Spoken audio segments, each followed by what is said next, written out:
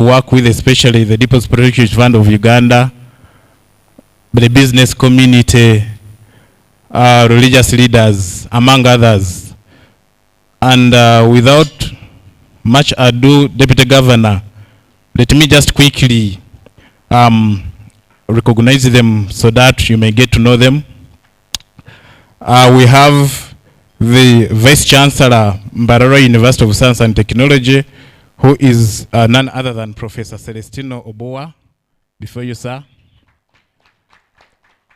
The Vice Chancellor, Bishop Stewart University, Professor Gresham Atukunde. The CEO, Deposit Protection Fund of Uganda, Madam Julia, is also here with us, or yet. Brigadier General Paul Muhanguzi, who is the 2nd Division Commander, is here with us. Reverend Father Arunaitwe Agapito, who is representing the Archbishop Mbarara Archdiocese, is here with us. Pastor Mwanga Edward, Bishop Seventh-day Adventist Church, is here with us.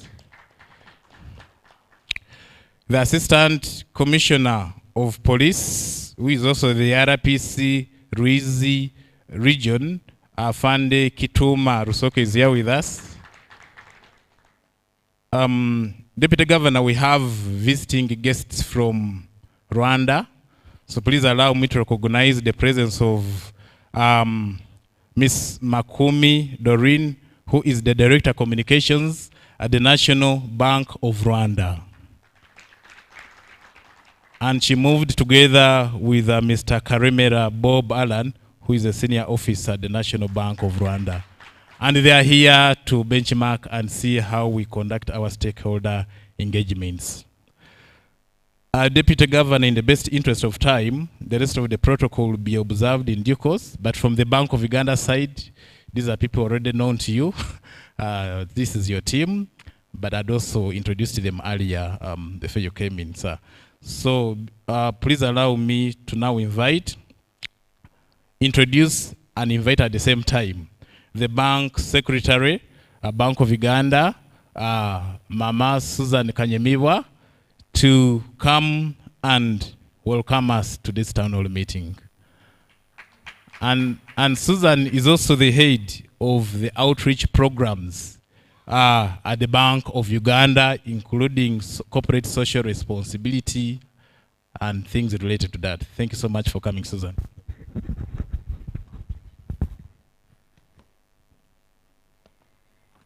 Thank you very much. Thank you very much, MC. When Robert starts calling me Mama, just know that the time is coming very soon where I shall be probably trying out my other luck in another field that is not central banking. Good morning, all of you. My name is Susan Kanyemebwa. As introduced, I'm the bank secretary. When I joined that other arm that I'm talking about, where I shall be called Mama, I'll definitely learn protocol. But for now, I don't want to mess with protocol. He has already introduced them. Just allow me to associate with those that will give protocol in the right order. Ladies and gentlemen, you're most welcome to this town hall. Abanyambarara murire je murire muta. I happen to be, when I was here yesterday, I introduced myself as such, and I said for those who come from this place, Governor, they know what the name Kanyemebwa means. It's very associated so much with this region. And I also informed them that I was born and I was actually raised. I wasn't born in Mbarara, but I was raised in Mbarara. I went to school in Mbarara. So I went to municipal school, just the school that is behind the center for my primary. Then I proceeded and I went to Mary Hill High School, just a few kilometers. It's on the road to Kabale. That's where I studied for all my 6 years of secondary school. So Mbarara is at my heart. It's always a pleasure to come back home. Thank you to the city leadership and everyone here for the warm welcome we have so far received since my team came around. We at Bank of Uganda are deeply committed to serving your community, and we look forward to a very strong partnership.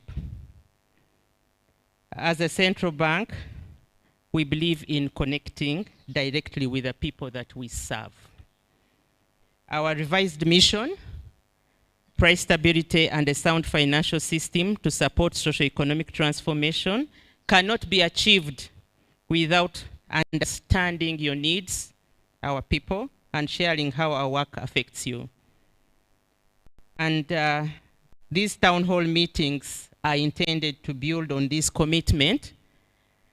And so we are here to explain to you who we are, what we do, but most importantly, we are here to listen to you and to learn from you and see how best we can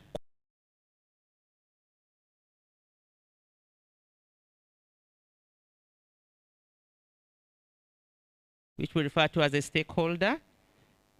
And by the way, this is not the first of the kind.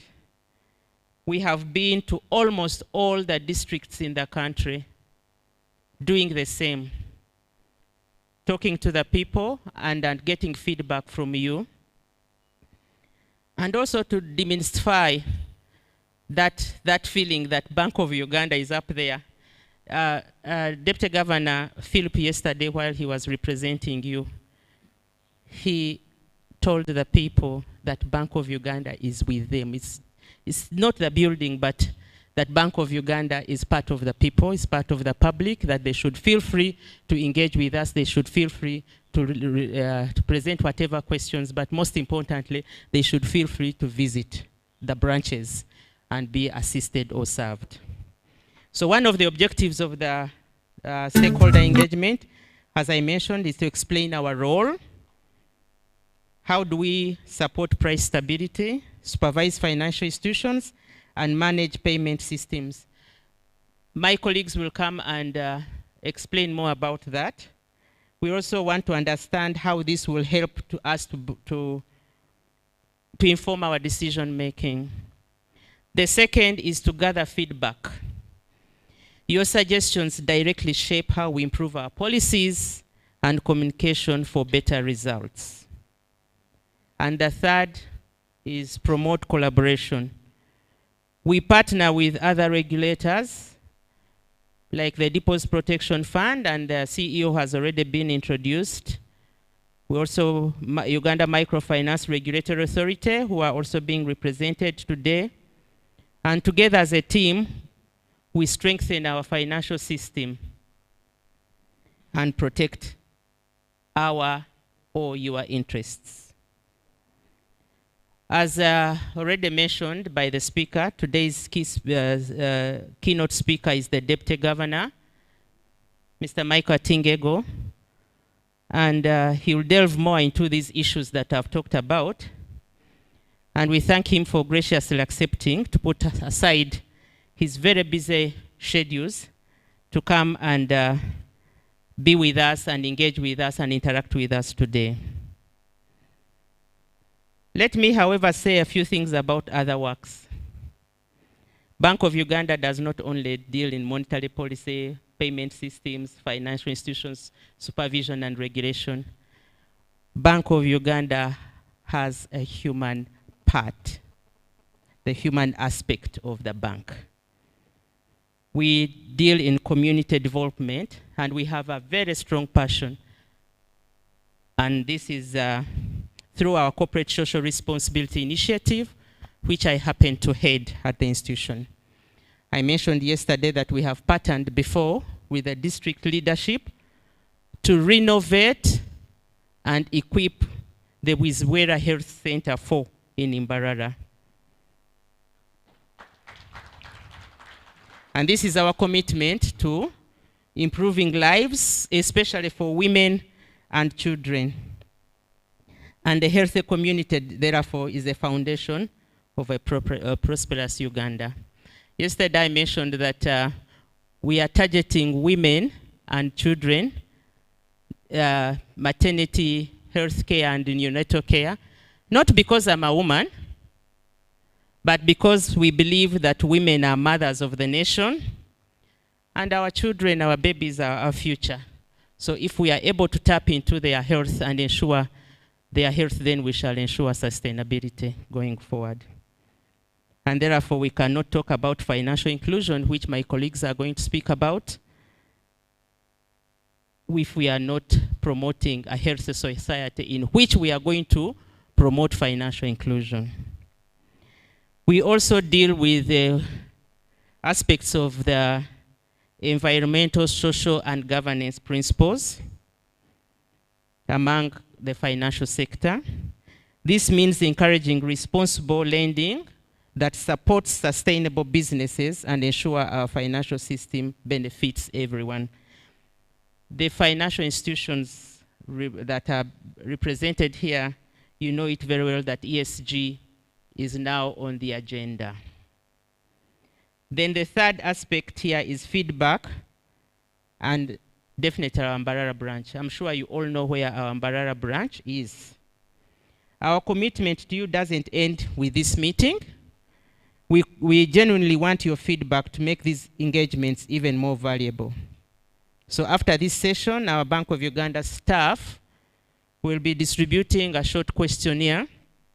Please take a moment. Take a moment and share with us your honest thoughts. It will help us to better understand your needs and improve our future events.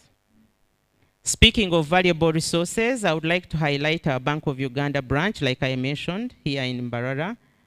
Our dedicated team offers a range of services, including currency exchange, information on government programs, and assistance with any questions or concerns that you may have about the financial sector.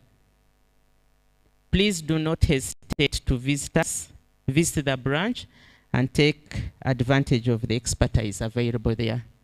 Yesterday, one of the participants actually mentioned that they do not know the gate that leads to the Bank of Uganda branch.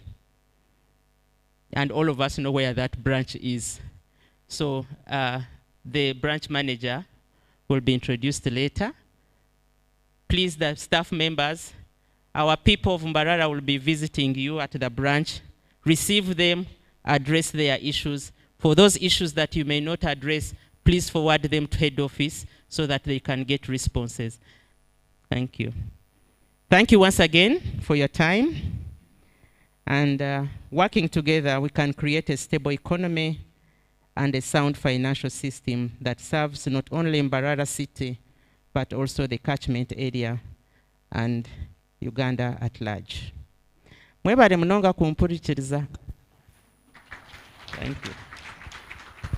Thank you very much, Susan.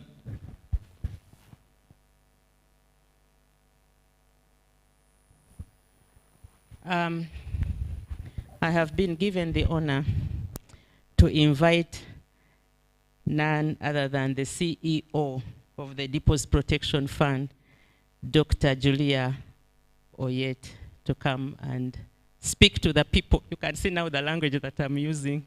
Come and speak to the people. Thank you.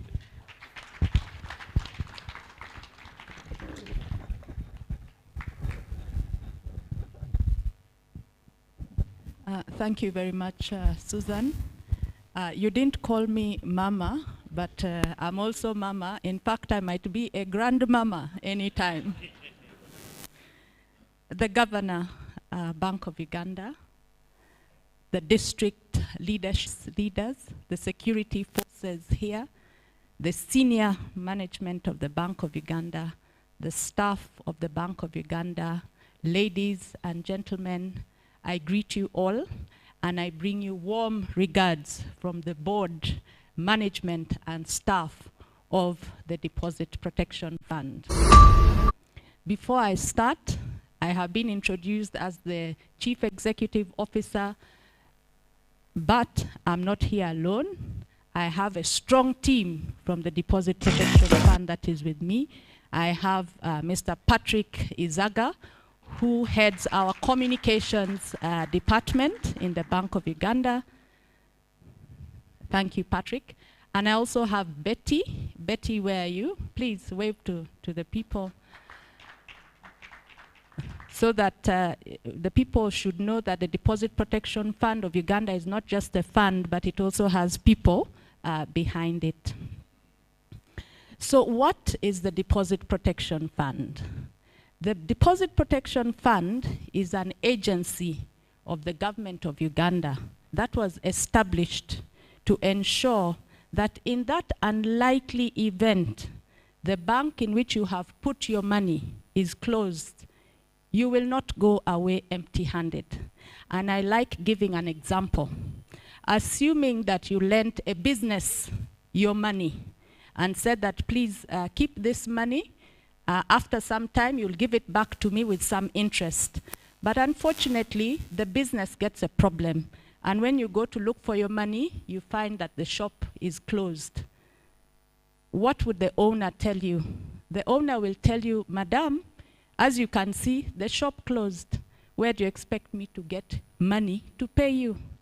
And that is what the government of Uganda said will not happen to the depositors, and said that if a bank is to be closed where you put your money and you're expecting to get it back with interest, the Deposit Protection Fund will be created to ensure that you're paid an amount of up to 10 million shillings immediately as you wait for the bank to be liquidated and its assets to be sold. The same way as the owner of that shop will tell you, sir, I'm trying to sell some of the stock that I had in the shop. Be patient with me. Once I've sold, I'll pay you. But that owner will not give you an immediate relief, but the government of Uganda will give you an immediate relief through the Deposit Protection Fund. What does the Deposit Protection Fund not do? We do not address customer complaints or your depositor complaints when the bank is alive and kicking. We only come in when your bank is closed by the Bank of Uganda. So you must be asking, so where do we go? If my bank is not addressing my concerns, am I left to be alone? No. Still, the government of Uganda has thought of all these things, and the Bank of Uganda, sitting here, has a desk that ensures that where you feel that your bank has not addressed your complaints, you're not alone. Escalate it to the Bank of Uganda. However, if it relates to a closed bank, the DPF is there to address your concerns and see how best you can be helped, especially related to the closure of that particular bank. Now, you are depositors. Maybe some of you are not putting your money in institutions that are regulated by the Bank of Uganda or by another ambit of the government of Uganda. So the message for you is that if you don't put your money in an institution that is regulated, or an institution that is regulated by the Bank of Uganda, you will not benefit from the 10 million that I have mentioned. What does that mean? Many of you have friends, relatives. Some of these people are putting money in the pots in the Matoke garden, or giving to friends to keep for them. Advise them to put their money in financial institutions that are regulated. And if you want to benefit from the Deposit Protection Fund, put it in an institution that is regulated by the Bank of Uganda. The other thing is, even when you decide that you want to put money in an institution that is regulated, know about the performance of that institution. Don't just put your money in any institution. You will notice that the commercial banks, before they open an account with you, they will say, we need to satisfy KYC. I don't know whether you've heard of KYC. For them, they say they have to know their customer because they don't want to risk with you. But even you must know your bank. And we're saying KYB, know your bank. Understand how it's performing. The Bank of Uganda ensures that all these banks that are regulated by themselves issue financial statements in the papers.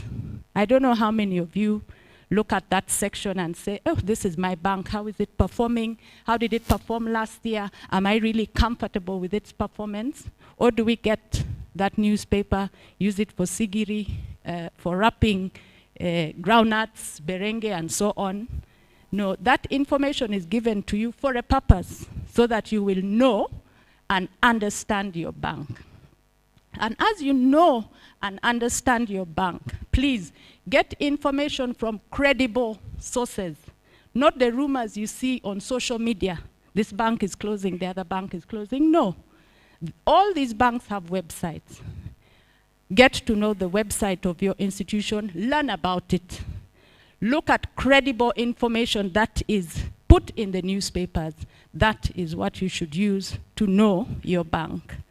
Now, the other part, how does the DPF help you in case your bank is closed? Recently, there was a bank that was closed. I can tell you that the depositors who had given their national IDs and given their alternative modes of payment were paid in a very short time. Within 8 days, we had started paying. But then we have the depositors who didn't do that. So we're still with their money. We're waiting for them to give us information so that we're able to pay them. What does that mean for you? Have you updated your personal information with your bank? If you have not, let the sun not set in the west before you have updated that information. So ladies and gentlemen, that is the information I wanted to share with you. In case you forget everything from this conference, just remember 3 things. Put your money in a regulated institution, know your bank, and update your depositor information with your financial institution. Thank you very much for listening to me. Thank you very much, Dr. Julia Oyet, for such insightful remarks. Deputy Governor, I want to further recognize the presence of the following. With us today is the representative of the district card, Mbarara, who is none other than Sheikh Kawesa Bashir. Together with the rest of the Muslim fraternity, thank you so much for coming. We've also been joined by the representative of the city mayor, who is none other than Honorable Taremwa Bamuhaira Ronald. Thank you so much for coming. With us today is Honorable Kalanzi Kajubi Moses, who is representing the Division Mayor, South Division. Thank you so much for coming, sir. We've also been joined by the various supervised financial institutions operating within Mbarara. These are financial institutions which are licensed, supervised, and regulated by the Bank of Uganda. I kindly request that they stand up for recognition. I can see Bank of Baroda, BRAC. There are quite many, and they were also here yesterday. Thank you so much for coming. We've also been joined by the other regulators within the sector. With us today is our representatives from UMRA, Uganda Microfinance Regulatory Authority. Thank you so much for coming. And we'd also want to recognize the presence of Mr. Terence Tumwine, who is representing the CEO, Capital Markets Authority. And on that note, Deputy Governor, please allow me to invite the representative of the CEO, Capital Markets Authority, to come and use 10 minutes to tell us what Capital Markets Authority does in line with our regulatory solidarity between Bank of Uganda and Capital Markets Authority. Thank you very much. When you said use 10 minutes, the Deputy Governor looked at me like, is he going to use 10 minutes to explain capital markets? But I shall try. The Deputy Governor, district leaders from the various spiritual sects, representatives of the security, management of the bank, the CEO, DPF, and all leaders in your various capacity. Good morning. My name is Terence Tumwine. I have been asked to fit in two very big shoes because the CEO is a keynote speaker at one of our events at the Sheraton. We have an engagement at Parliament, and so we had to be represented here, and we're happy to be here. Now, talking about the capital markets is not something that you can talk about in 10 minutes and get it out of the way, because the capital markets is, we usually take about an hour, but we'll try to break it down. I represent the Capital Markets Authority. It's possible for some of you it may be the first time you're hearing it. But what does the Capital Markets Authority do?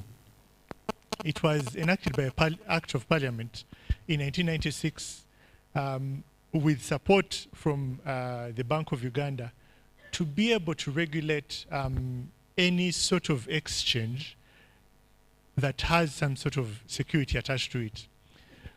Before that, there's a story that is told. A bank went down and people had invested in this bank.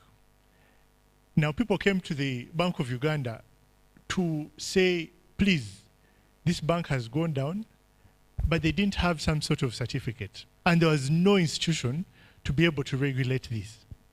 So the CMA came to say, okay, now that there's some sort of exchange of ownership, there's need to ensure that we can be able to regulate that market. Because if you have been able to invest in that business, someone has opened up a shop on High Street, and you have exchanged some sort of security, or you have agreed this is the shareholding, or this is what's going to happen. So there's need for a market that will allow that sort of exchange and to ensure that there's transparency in that market. So primarily, in simple words, that's what the authority does, to ensure that the exchange of securities is public, is free, is fair, there's as much information that is shared. So what happens in the capital markets? A lot of money is exchanged there. You're an investor and you want to be able to buy shareholding in a business that is exporting to Rwanda, that is, I see friends from Rwanda, that is exporting to Zambia, that is exporting medicines to all these other countries. But you do not have access to do this. So what do? This company goes public, and then going public means issues shares to the public through what we call the Uganda Securities Exchange, or the Altex platform that we all license, right? So they issue these securities, and then you're able to buy shares from these companies. So you're able to participate in the buying and exchange. So what we do is ensure that this company, the company I'm talking about is CIPLA, is able to release their financials. How is their governance structure? Before they come to the market, what information should they need to share? What can they be able to so by the time you make that decision, you're able to see this is how much they do, this is what business they run, this is what they exchange, and this is how their profitability. So their profitability, their growth prospects. So you're able to make that decision through what they call a prospectus. It's a very big book. They try to make it very small so that you can be able to read it in simple language. So you read that book and you're able to make a decision to be able to buy this. So from the authority, we try to ensure that this information is disseminated to you and I to be able to make that decision. Now that's for the shares, for you to be able to buy shares. So there are at least 11 companies that have been able to raise capital through this sort of engagement. They come out, I think for those who are able to participate with the Airtel IPO, initial public offer, I don't know whether you got that information. But yes, so they came to the market, this was in October last year, and they were able to sell their shares to the market, you and I, to be able to buy these instruments. Some invested, some did not. Now that's investing in the shares. For those who may not understand all this information, there's a product that has been simplified because it seems a lot of, should I check their financials every week? Should I check how they are performing? How do I know this company is growing, this one is not growing? What do I need to know? Who are their board of governors? Some information may be too much for you.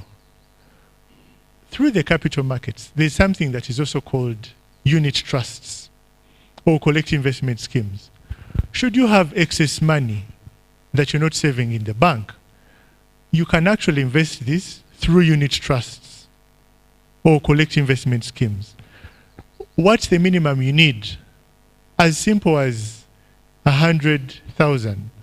For some licensed companies, they need a minimum of 10,000 Uganda shillings. How often can you invest? You can invest today. For some of you have, okay, maybe that's for other businesses. Some have businesses that give cash flow every single day. So you need to put that money somewhere. So you can get that money and then invest daily in unit trusts. You earn interest every single day for all that money that is put on that account.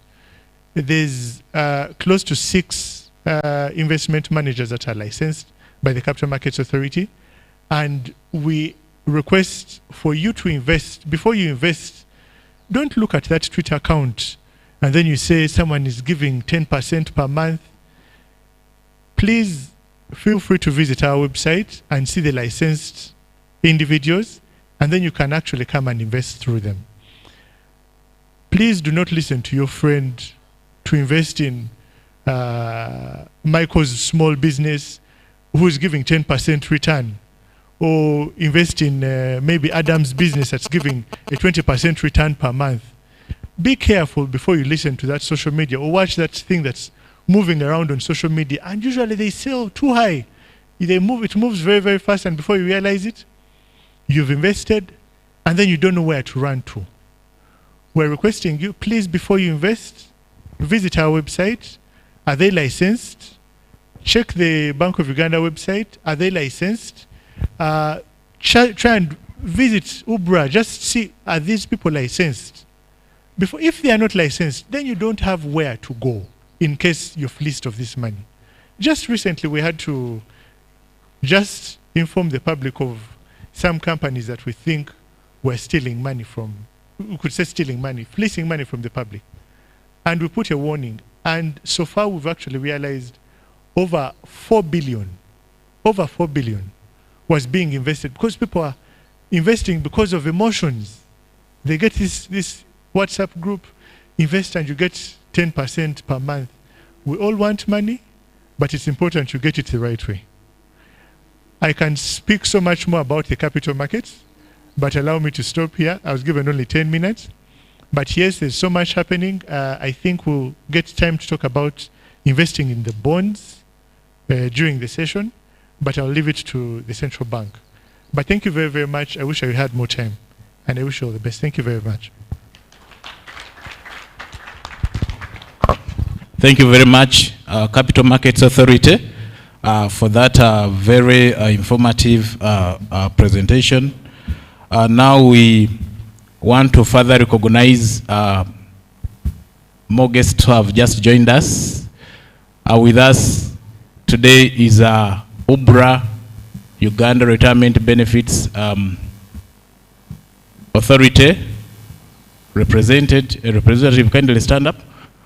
we have actually 3 representatives from UBRA, and they were here yesterday as well, Deputy Governor.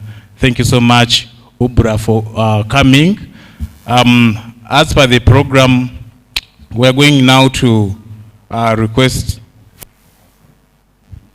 the Bank Secretary, Bank of Uganda,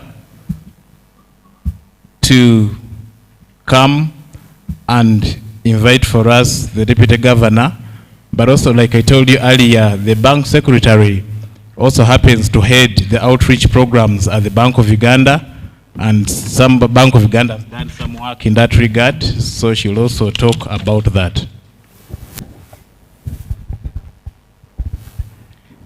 Thank you very much once again, MC.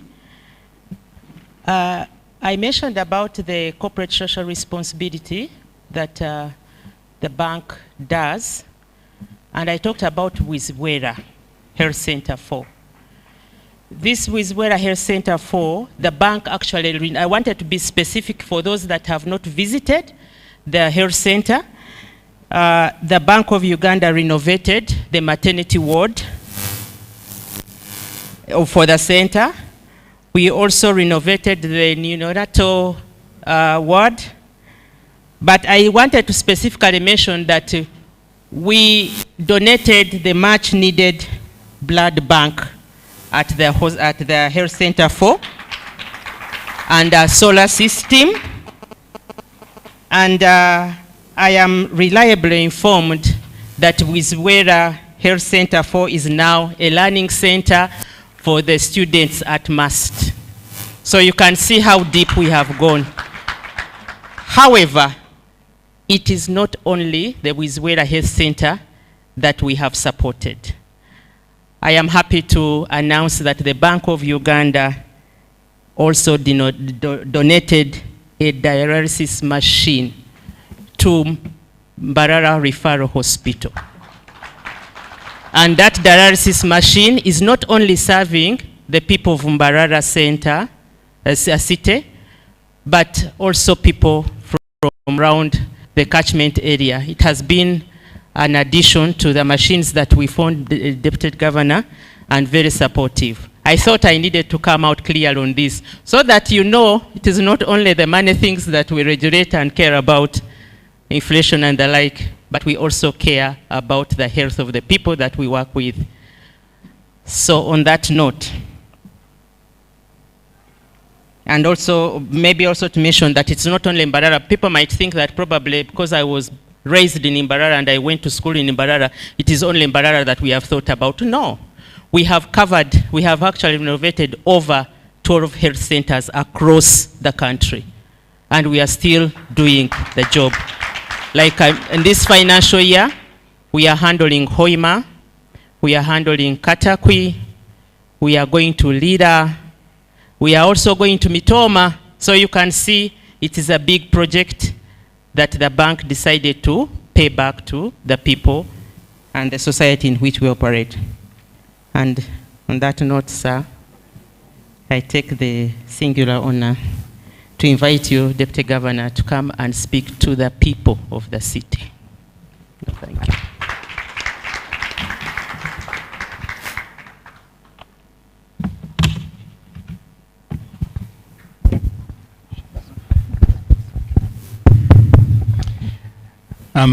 Thank you so much, Bank Secretary. And I'm going to stand on the protocol that was earlier mentioned, so I will observe it. So I'll start by saying that all the distinguished guests and the esteemed guests, the leaders of the districts and the valued members of the Mbarara city and Ankore. I don't know, is it Ankole or Ankore? Okay. A very good morning to all of you. Murere muta basebo na banyabo.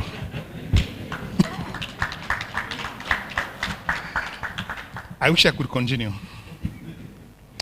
So, let me begin by saying that the Bank of Uganda is very, very grateful to the leadership and to the residents of Mbarara and the Greater Ankole sub-region for the very warm welcome and the participation in today's town hall meeting. We want to thank in particular those who joined us yesterday as we explained the role of Bank of Uganda and our approach to fulfilling our mandate. You see, we value town hall meetings so much because they inform our stakeholders about the work of the central banks and also its impact, and also provides an opportunity to address any queries about Bank of Uganda, but importantly, to actively engage on your valuable feedback on what we do. The first female president of Ireland, called Mary Therese Winfred Robinson, once said, quote, "To make progress, we have to build a multi-stakeholder process, harnessing appropriate energies," unquote. Similarly, in Bank of Uganda, we believe in multi-sector or multi-stakeholder solutions, leveraging on diverse perspectives and collective energy of individuals and groups to drive progress. Therefore, your questions, your comments, and opinions are very essential in improving our performance in serving all Ugandans. And so we are very eager to engage in an open and candid discussion about Bank of Uganda with you today. I know this started yesterday, but we need to continue this engagement so that we hear from you, the district leadership, what your views are on this. There was also an American famous public administration authority called James Quinn Wilson. He once said, quote, "Agencies differ in two main perspectives, or in two main respects. The first one is, can the activities of their operations be observed? And then the other one, can the results of those activities be observed?" So the issue is, can you observe the activities of the operators? And can you observe the results of these activities? I think these are the questions that we need to discuss today. So at the Bank of Uganda, we approach these questions with transparency and accountability as we execute our mandate. Transparently communicating the central bank, particularly its governance, policies, outcomes, and the official relations do foster clarity, and it does reduce uncertainty, and we believe that it does improve the policy outcomes. So in this way, this approach aims to secure public support, preserve operational independence, and enhance policy effectiveness. We also recognize that central bank independence hinges on transparency, emphasizing the importance of ensuring that the public understands our policies and actions. So, and building on that, as Bank of Uganda, we are very pleased that this bank, Bank of Uganda, stands among the very few central banks. The last count I had was about 10 out of all the central banks in the world who have reviewed under the new voluntary central bank transparency code by the IMF, International Monetary Fund. So there are not more than 10 central banks who have voluntarily done that, and Bank of Uganda is among them. So these findings commend the Bank of Uganda's robust communication policy and strategy, recognizing the commitment to transparent communication and active public engagement such as this.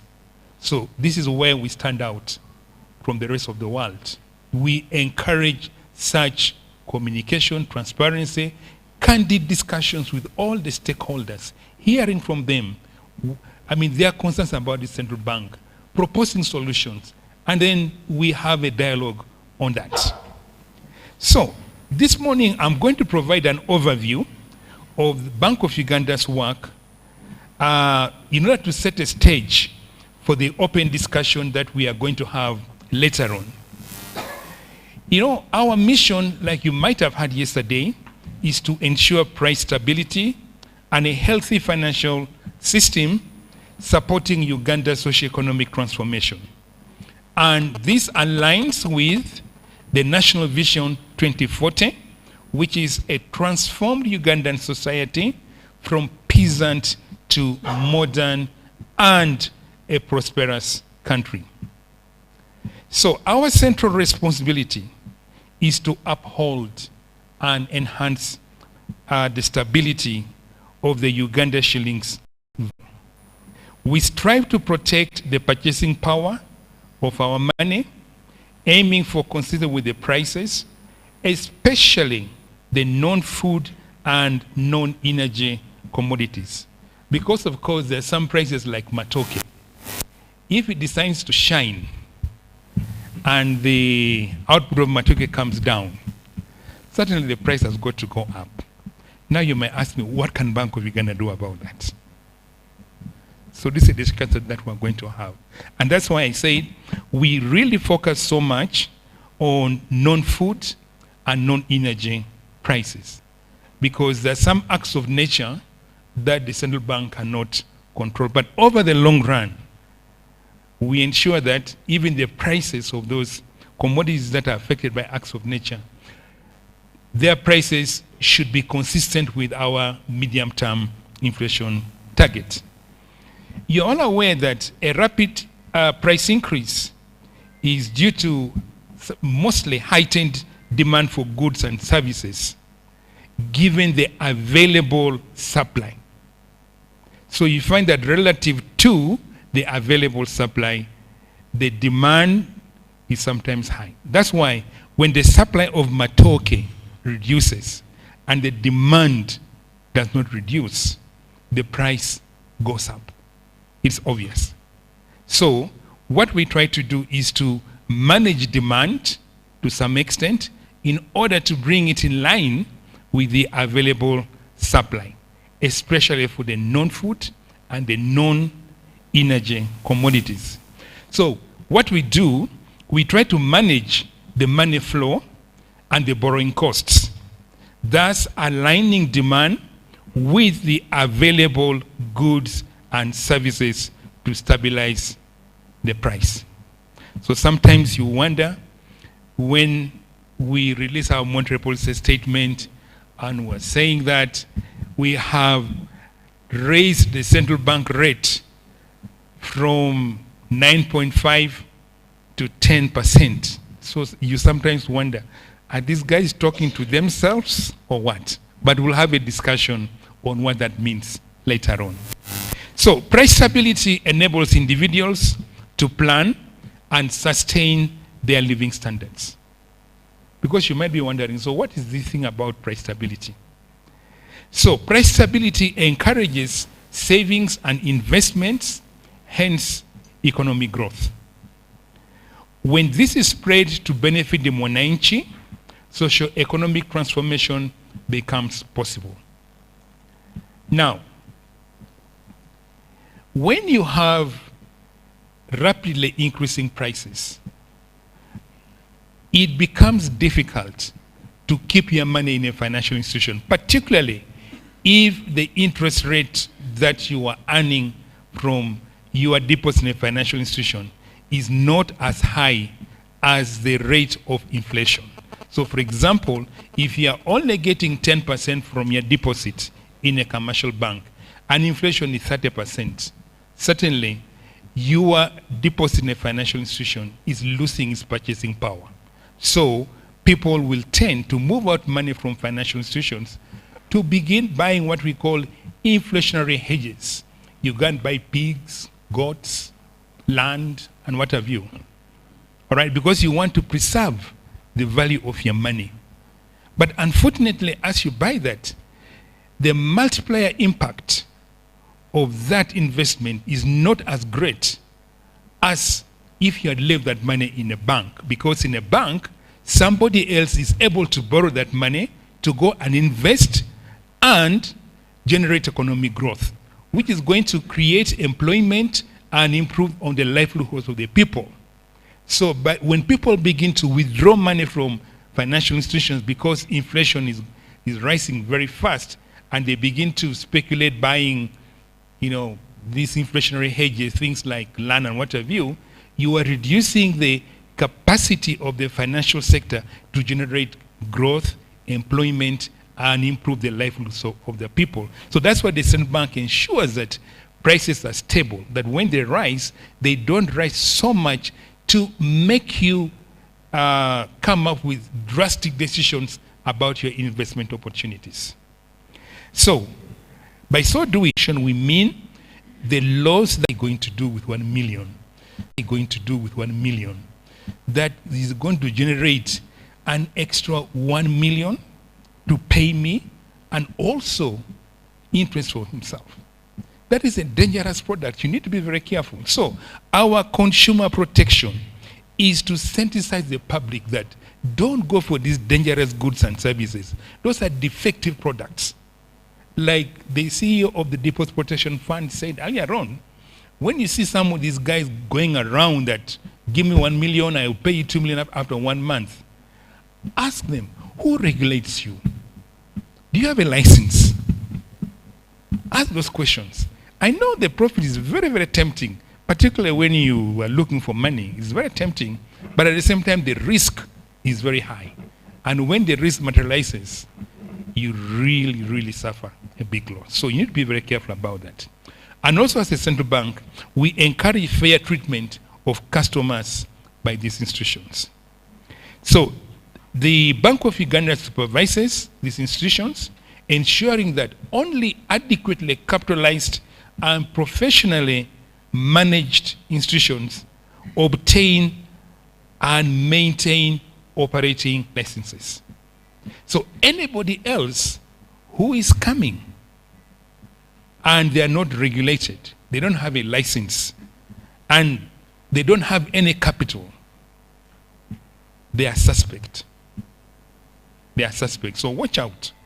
And these guys are not in short supply. There are very many of them. Particularly these days, people are looking for a quick kill. They will come. So be very careful.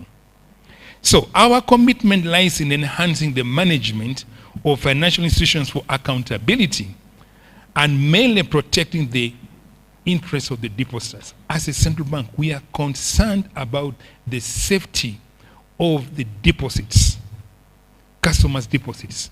That's what we really try to ensure, that they are protected, because we don't want the customers to suffer that loss. In the instance of failure, or in the unlikely event of a failure, we prioritize safeguarding the depositors' funds and the stability of other financial entities. I think this is what the CEO of the Deposit Protection Fund was talking about. And also the Bank of Uganda is responsible for ensuring the safety and the stability of the country's payment. Catching the virus is very high. So it was easy to deal with mobile money and avoiding dirty notes. So as a result of that, we saw an increased uptake of mobile money transactions, and they have continued to grow. And this has now expanded financial access to more people nationwide, but also the usage of mobile money services has increased. A number of telecom companies are now working with financial institutions to offer financial products such as savings, investments, and microcredit. However, we want to stress the importance of user caution due to the associated risks like fraud and cyber threats. And here I'm talking about certain threats that are computer generated or crimes committed by cyber attackers via the internet. Because for everything, there are people out there who are not sleeping. They are looking for, how can I access this resource? Particularly if a number of people are using it. They are also seated, right? Trying to say, how can I break into this system and take advantage of this fast-growing sector? So in as much as we are actively promoting digital financial literacy and the aim to shield the users from these risks, we call upon the public to also play their part. It takes two to tango, because no matter how much we undertake digital financial literacy, and if we do not act on our part, it will not be easy for us to fight against this crime.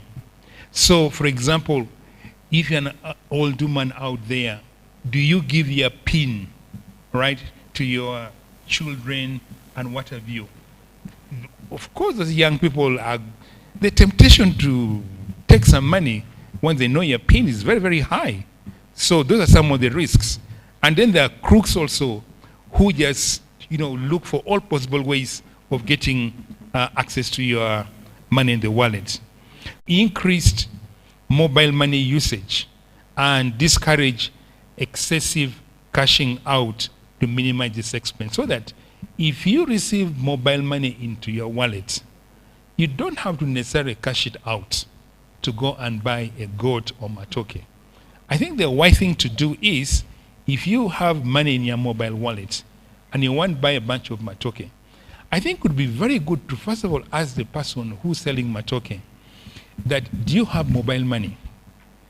If they say yes, then they say, can I transfer it to you? Of course, I'm sure they'll say yes. So if you transfer it, you get your bunch of matoke and you go away. You have not cashed out, you have not been subjected to the cost of cashing out and what have you. So even if I send you money in the village and you want to go and pay school fees for somebody, in an up-country school, as the headmaster, do you have mobile money where I can send this for the school? I'm sure the school must be having a mobile money account. And then you transfer. So what I'm asking you is, do not cash out mobile money. First ask whoever you are transacting with if they have a mobile money account and transfer it. There will reduce on the usage of currency notes. Now, what happens if we reduce on the usage of currency notes? It means that even Bank of Uganda ultimately will save on the cost of printing and processing these notes. And the activities that Susan was talking about, these health centers, equipping them with high-tech equipment, maybe spreading more of them in the country, then we're able to engage more in corporate social responsibility.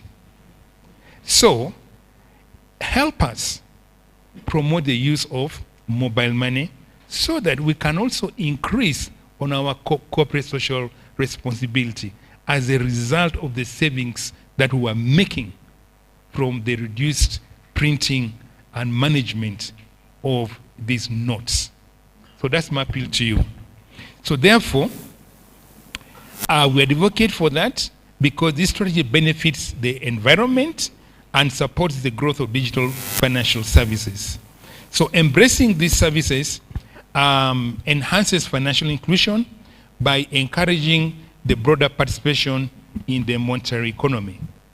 Now, last year, Bank of Uganda and stakeholders launched the second National Financial Inclusion Strategy, envisioning universal access to and usage of diverse, quality, and affordable formal financial services delivered responsibly and sustainably. And this is all to do with financial inclusion.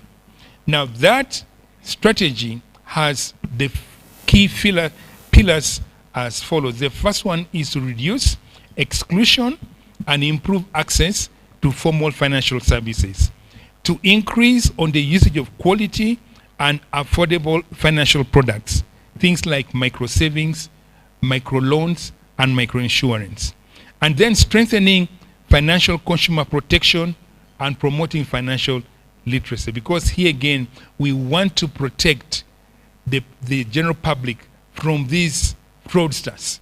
So that's why we're emphasizing so much on consumer protection. And then as we increase on the usage of mobile money, we are developing what we call a green finance market. But most importantly, we want to promote gender inclusive finance.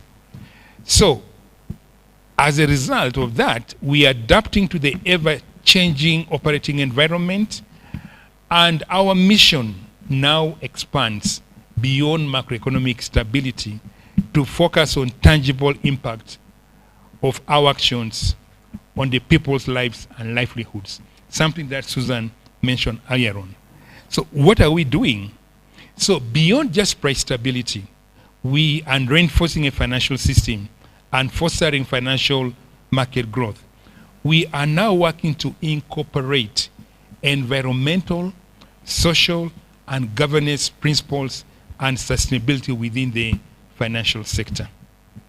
We are advocating for the establishment of these environmental, social, and governance principles, what we call ESG, and their sustainability within the central bank and the banking sector, emphasizing the need for us to collaborate among stakeholders, including the Uganda Bankers Association.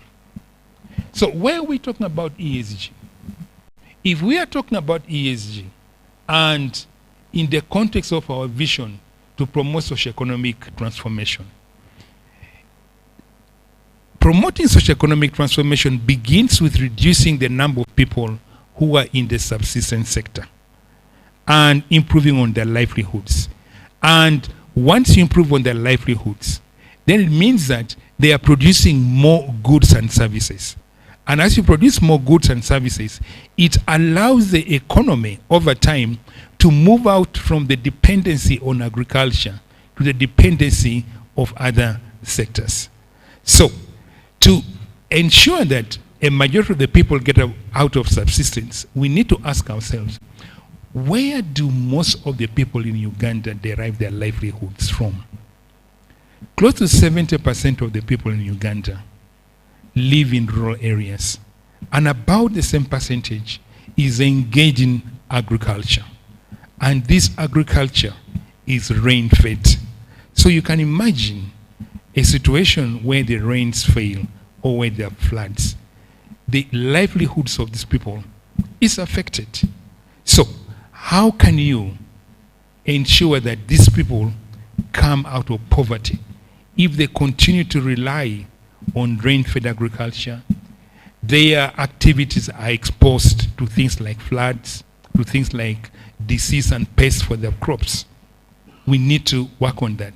And that's why now we are working with the supervised financial institutions to ask themselves that how are we contributing to these principles of environment, social, and governance principles to ensure that people get out of poverty, out of subsistence. We are asking them to incorporate in their business models ESG principles. So whatever your business model is, you need to identify what key performance indicator that you are going to monitor in terms of contributing to ESG, notwithstanding your business model, because you want to ensure that you are reaching to the bottom of the pyramid. You may not be able to get to every corner of the country, but you can work with institutions, companies like telecom companies who are offering financial services. How do you partner with Momo, with Airtel, to promote or to retail or you give them whole services for them to retail because they have the capacity to get to the bottom of the pyramid. So how are you contributing through such institutions to get to the bottom of the pyramid? How are you contributing towards environmental protection? Right now we have a hot deal in town.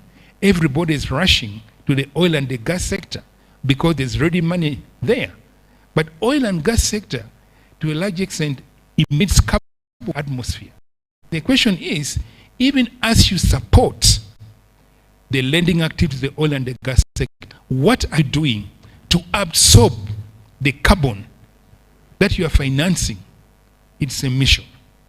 We want to see from your balance sheet, what are your carbon absorbing activities that you are financing? Are you financing the production of solar panels, energy saving charcoal stoves, agroforestation? What are you doing? So that kind of discussion, because we want to promote the environment. The oil is there, but will only last for so long. But the environment will be with us forever. Why would you destroy your environment because of a resource that is going to get exhausted? So we want to ensure that we, even as we harness the oil and the gas, we do it in a responsible manner that ensures our environment. Remember, financial institutions can only be sustainable if the community, if the society in which they're operating is sustainable. So we have to destroy itself. But this is so small. But you have to remember that some of these guys are coming for very, very small monies.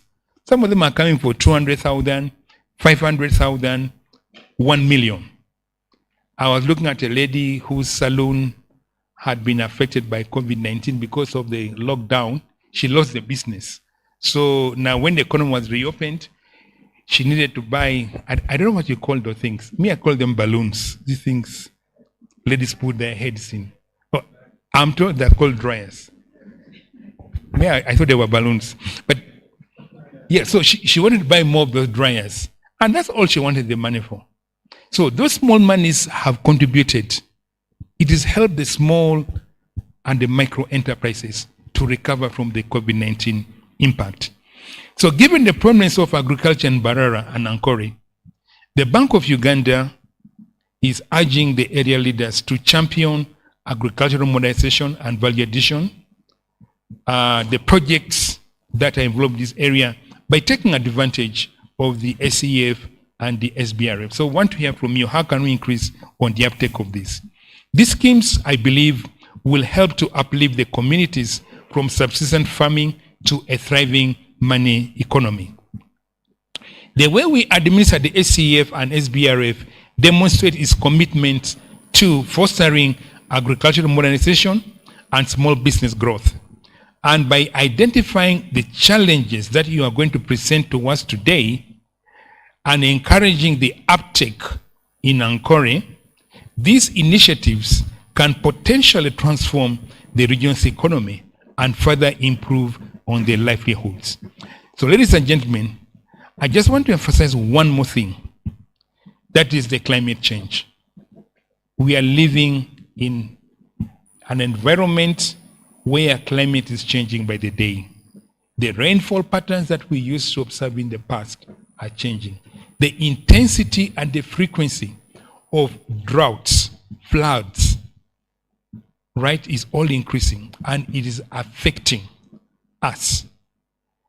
And that's why we think in Bank of Uganda that climate change is crucial, particularly in our role. Climate-related changes like altered rainfall patterns, flooding, and rising temperatures significantly impact Uganda's agricultural, water resources, and public health. It has implications for price stability. Because if you have a drought or a flood, you are affecting the supply of agricultural products in the market. And therefore, the prices go up. And therefore, our medium-term target of inflation is affected. Also, the soundness of the financial sector. If, for example, I've pledged my land title with all these variable things in it, like the farm, the house, all right, to a bank to get a loan from a bank, and then you have a flood that sweeps away everything, the value of that collateral gets reduced. So, in the event that you default, because of that, what does the commercial bank do? Because it cannot even realize maybe the for sale value of that collateral. So it has implications for the stability of the financial system. But not only that, it affects our external sector. If you look at our exports, most of our exports are still agro-based. Our exports to the region, they're mainly agricultural products. So if you have a drought or a flood, it means that your exports reduce in value. And what happens to your exchange rate? Because the supply of dollars has reduced, your exchange rate depreciates. So that's why for us we think that climate change affects our core mandate of price stability. And that's why we are taking keen interest in it, and therefore we are trying to see how to minimize its impact through institutionalization of the ESG. Now, the vulnerability of Ankole that is reliant to agriculture is evident in River Ruizi, one of the longest rivers in Uganda and a livelihood for Ugandan communities, which is now choked with pollution.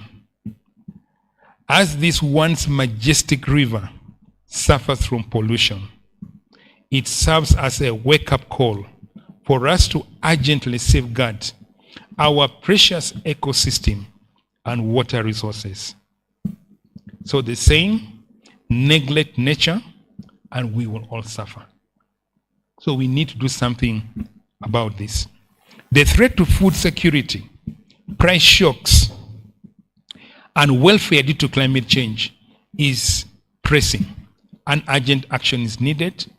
Supporting initiatives such as eliminating pollution and reforestation, developing drought-resistant crops, and enhancing water management practices is essential to mitigate and adapt to these impacts. The BOU actively advances the ESG and sustainability agenda through corporate social responsibility, initiatives to offer accessible, high-quality healthcare to mothers and newborns.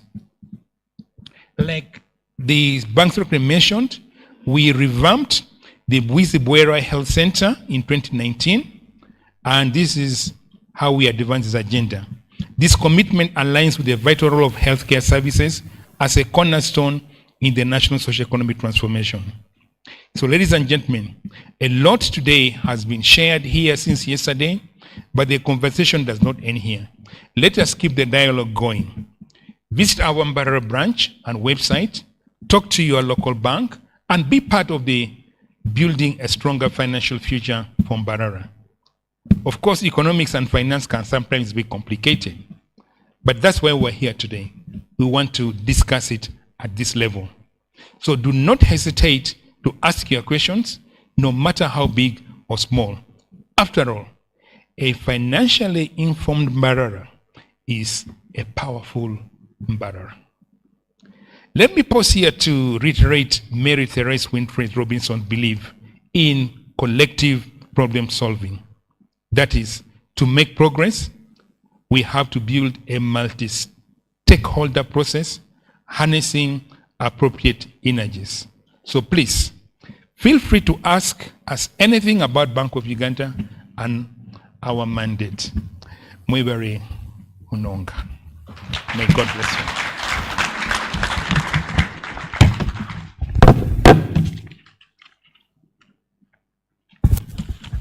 A bigger round of applause, ladies and gentlemen, for the Deputy Governor. Thank you so much. Deputy Governor, with your permission, I would like to recognize the presence of the following. Honorable Margaret Ayebare, the woman member of Parliament, Mbarara District. The Deputy Resident City Commissioner, Mbarara City South Division, Mr. Robert Kanusu. The Deputy Resident City Commissioner, Mbarara City North Division, Ms. Jacqueline Kankunda.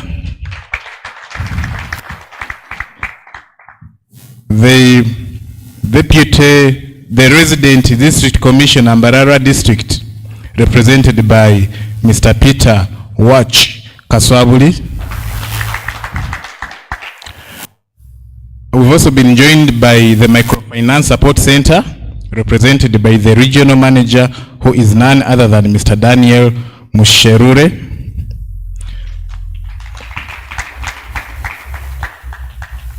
Here with us today is the town clerk, Mbarara City, Mr. Asi Abirebe, and together with the entire technical team from the city, we recognize your presence. We also want to recognize the presence of the Deputy Chief Administrative Officer from Mbarara District Local Government, Ms. Tinka Betty, and together with the entire technical team from the district. I will observe the rest of the protocol as we move along. Deputy Governor, ladies and gentlemen, as per our program, we are supposed to go to the question and answer session. And as indicated by the Deputy Governor, that session is very, very important for us because we have to hear from you.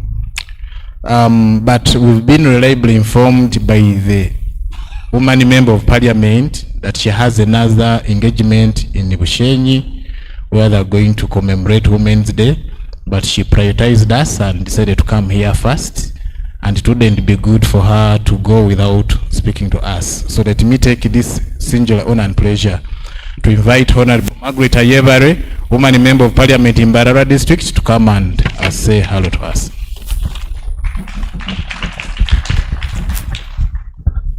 Thank you so much.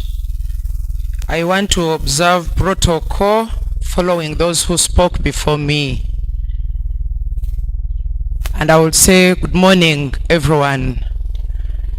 As I've been introduced, my name is Ayebare Margaret Rebiambo, and by the grace of God, I'm the woman member of parliament representing the people of Mbarara district.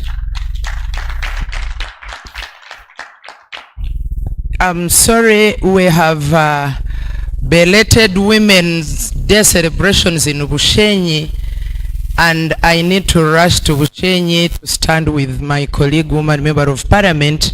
So that is the reason why I want to say one or two words, and then I will kindly ask to leave.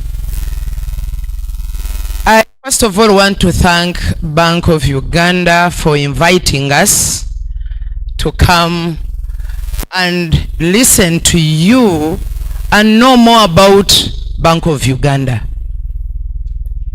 I want to say that majority of our people, especially the local communities, know Bank of Uganda as people who produce new monies, new currencies.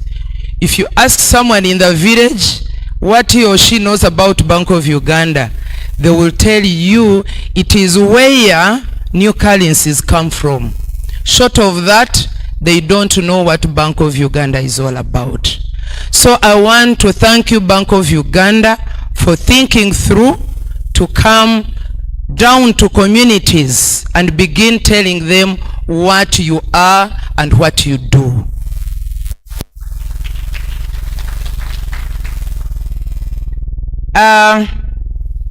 I want to first of all thank Bank of Uganda for the corporate social responsibility or giving back to community.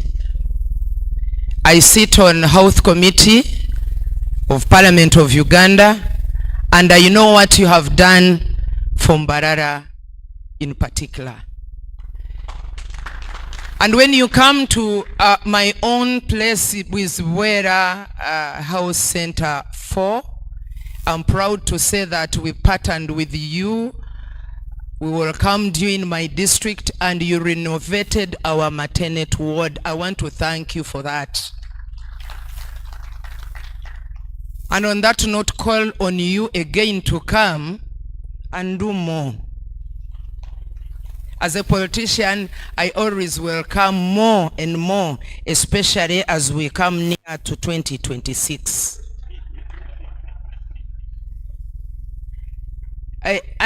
From what the Deputy Bank of Uganda Governor was saying of reducing cash transaction, I think if there is any person who can support that, I'll be the first one. Using mobile money. Using mobile money, and we reduce on paper from one hand to another one. Recently, I was in Europe, specifically in Sweden, like 2 weeks back. I proudly changed, you know when you're traveling to those countries and you're like, I have dollars. When you reach there, you look for their currency. But to my surprise, they would tell you, we don't take cash. If you don't have Visa card, then you will know how you'll purchase whatever you want to purchase from their stores. So when you spoke of it, I was like, oh my God, can we also have this level in this country? But there are so many things that we need to do if we are to reach on that level. One, to use mobile money, your phone has to be charged. We need electricity. To use mobile money, we have to have network. We need more mass in our areas. We have to realize that by the time we had the first mass in our respective areas, very few people had mobile, phones. Now, there is congestion as far as networks are concerned.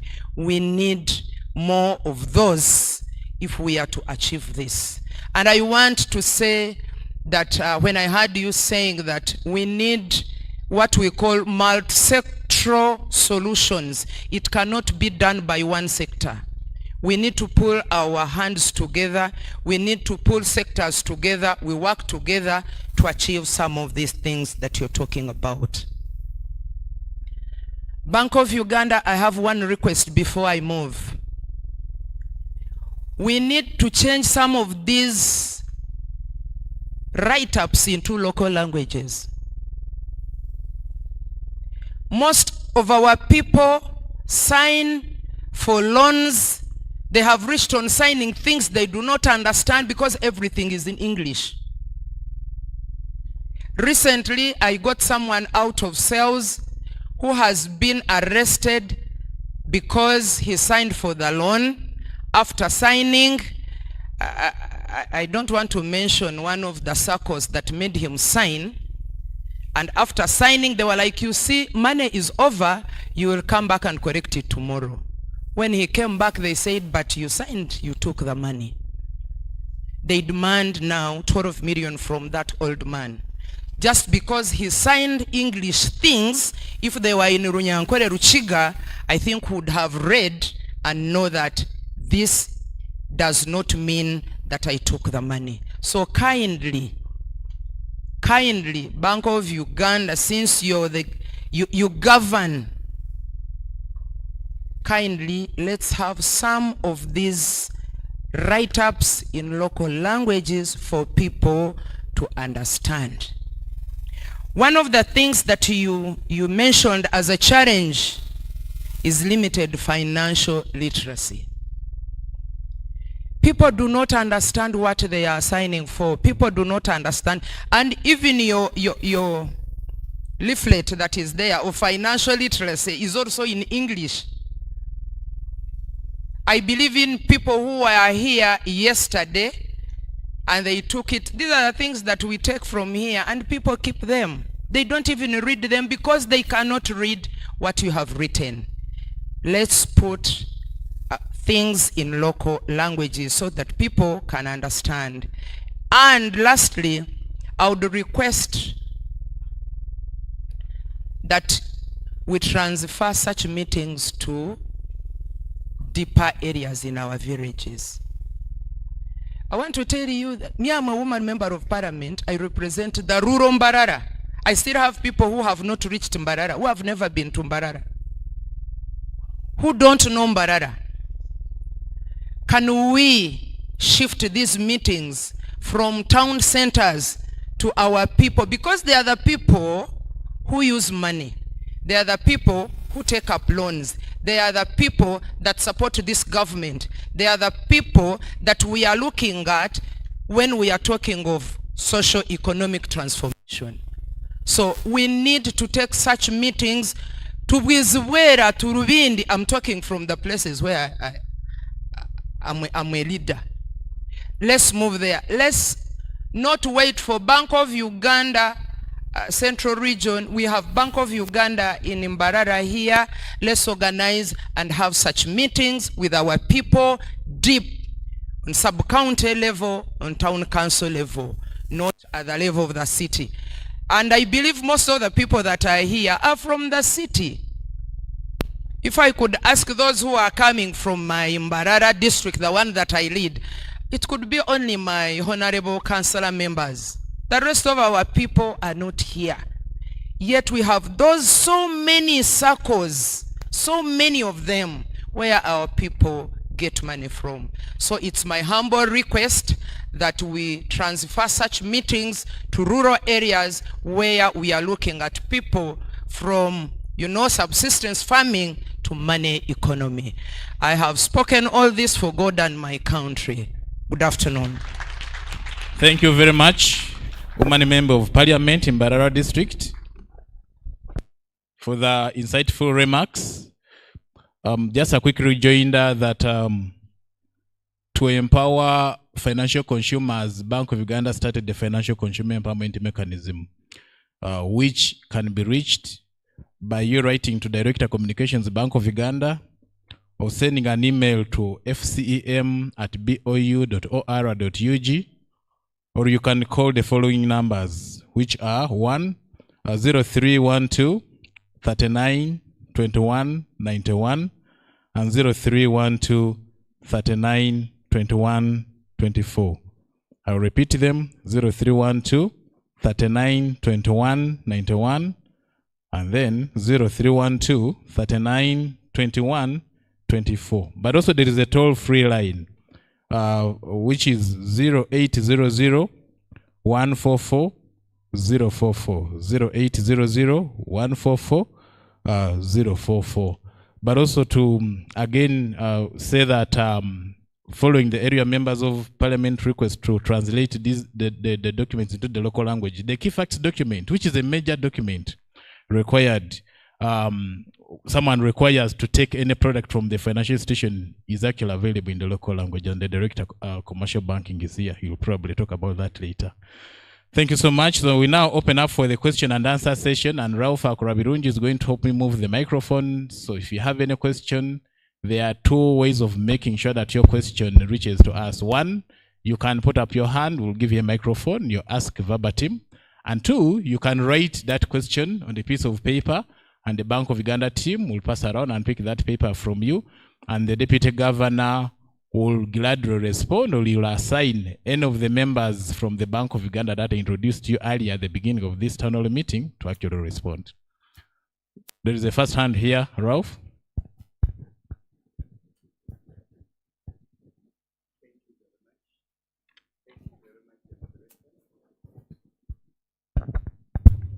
Thank you very much, the moderator. And I'm so happy that this time around you have brought none other than the big man himself. You're most welcome to Mbarara, our elder. My question is a small one, but it affects my transactions. We had Tropical Bank in Mbarara. It was closed during the lockdown time. And every time I use my Visa card and Swift for Swift services, InterSwitch, when I go to another bank to withdraw and the transaction fails, they deduct my money. And if I do it many times, still, they continue deducting my money from my account. And if I don't complain or I don't detect that they have deducted my money, no one refunds our money back to our accounts. I believe I'm not the only one who is a victim of that, but who is supposed to regulate and help us to save the situation. Because not many times we have the time to go and check with our mother banks on how to correct up what was stolen by these, the interswitch people. I don't know who they are, but you know better. Who is supposed to help us to correct that problem? Because we have lost a lot of money. Many times we have to go make statements, complain and sit for hours and hours in the lobbies waiting to have the problem rectified. Okay. Thank you so much. That has been well noted. I kindly appeal to you to, when you get an opportunity to ask a question, just tell us your name and then you go straight to the question. Thank you very much. They're telling me to introduce myself. My name is Robert Kanusu, Deputy RCC, Southern Division, Mbarara City. Okay, thank you. We have somebody behind there. Okay, there are several hands. Fine. Kindly your name, and if possible, ask one question so that we leave a chance for the others to ask questions as well. Thank you. Thank you. I also thank the Deputy Governor for coming to Mbarara. My name is Celestino Bua. I'm the Vice Chancellor of Mbarara University of Science and Technology and also serving as the Chair, UNEB. My question is almost related to that of the Deputy RCC.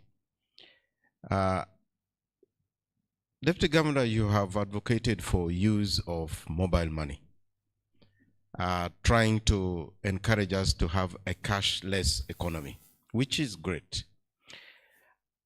On many occasions, I've gone to facilities that have indicated you can use Visa cards, like some hotels, some of them are even in Kampala. But when you opt to pay using Visa card, then they'll say, no, there's a 5% charge for you to pay using Visa card. But if you're paying cash, you pay the exact amount that you've been charged. So how do we have this discourage the use of cash, and yet we have units or institutions that are encouraging the use of cash? Thank you. Thank you so much, Vice Chancellor Must.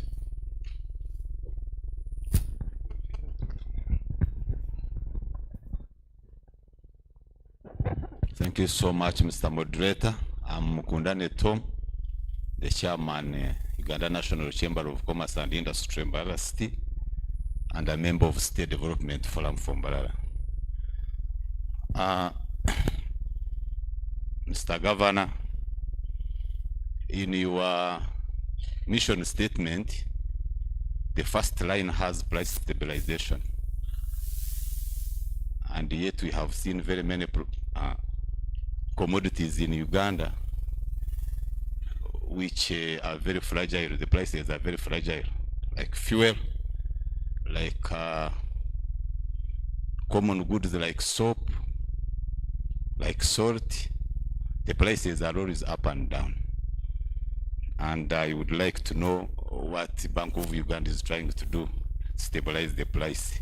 Then a subsection of that, you have also talked about the agriculture loan, where the government has partnered with private institutions, private banks, to give loans to customers.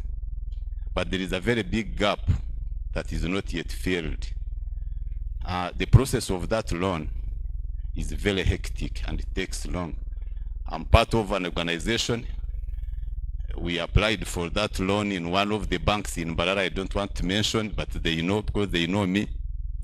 We are now 4 months along the road and we almost have everything. Can you see how you can advise these people to fast track such loans so much so that agriculture can be, because it is the mainstream of our economy, and if you delay for 4 months for a loan, then that means the season is gone and you never regain it. Thank you so much. Thank you so much. Thank you. Let's have 2 more, Ralph. Let's have 2 more, and then we first close the first round and have the answers. Thank you so much. I'm called Dennis Msinguzi.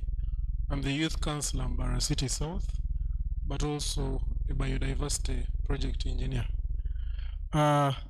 Thank you, Deputy Bank Governor, You talked about River Rizzi, and that is, as a biodiversity project engineer, I would want to know if indeed our bank, since our very own branch is within the proximity of the river, if we have any Bank of Uganda funded projects or research work, so that we can keep the integrity of the ecosystem of our river.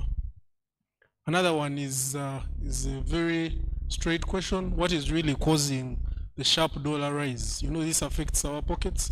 If you go out with like a 50 con note to buy fish, you come back with nothing. Another issue with young entrepreneurs that I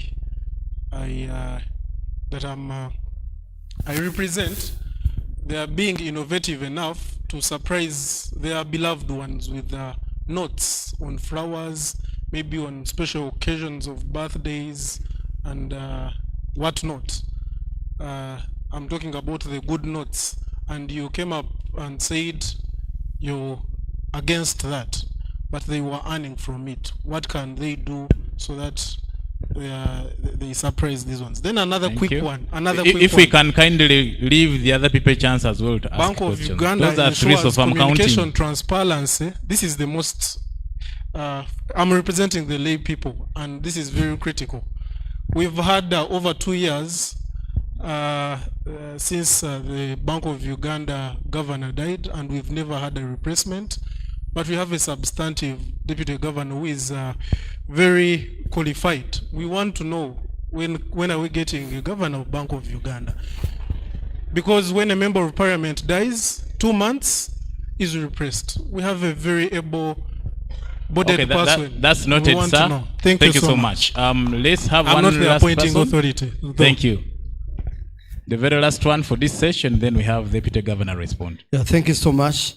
My name is Dashobia Bone Karsia, Speaker Mbarara City, and the chairman of all speakers, Urban. I wanted to know what measures you're putting to really regulate these circles, because circles came to help us. We thought they came to help us, but in our areas where we represent, we are having a lot of challenges. And even the so-called kafuna. I met someone, a big man here, in a good tie and good specs. He was fearing to enter, that there are people here waiting to arrest him over some money. Kafuna, I'm talking about kafuna now. These circles behind there, people, I'm telling you, would have even gotten a lot of people here. Some of them have not come because of Mabanja. How are you regulating these circles and these kafunas? Everyone is starting a bank in his home. So how are you doing this really to make sure that our people settle and even attend meetings and even weddings? Thank you. Thank you so much. We've heard you loud and clear. The Kafuna concern came up yesterday as well. I'm glad that we have a representative from the Uganda Microfinance Regulatory Authority, UMRA. Once again, kindly stand up. UMRA. We have actually 2 people, so they will get a chance probably based on DG's discretion to clarify on issues arising from the microfinance area. So for now, let me, the last one then. Thank you so much. This is Padekam Kama representing Ankara Diocese. And my question is related to the one of Professor. You've talked about using smart money, mobile money and the like. And just of recent, I became a culprit and I realized there were other 3 people who are complaining of the same. Of these quick loans that are in collaboration with other financial institutions, but then some of the quick loans are not disbursed, but they are credited on people's accounts. I don't know who is responsible to regulate such transactions with telecom companies who are doing financing using those quick loans. Then I was wondering, what is the logic, what needs to be done? Because every time there is a sharp increase of, maybe let me take an instance of fuel, it will never come back. What is the, and the sharp increase always, it can go by 5,000 increase, but it will never come back. What is the logic of that sharp increase and it sustains there and it keeps there up and cannot decrease? I thank you. Thank you so much. We've heard you loud and clear. So let me now hand over the microphone to the Deputy Governor to respond.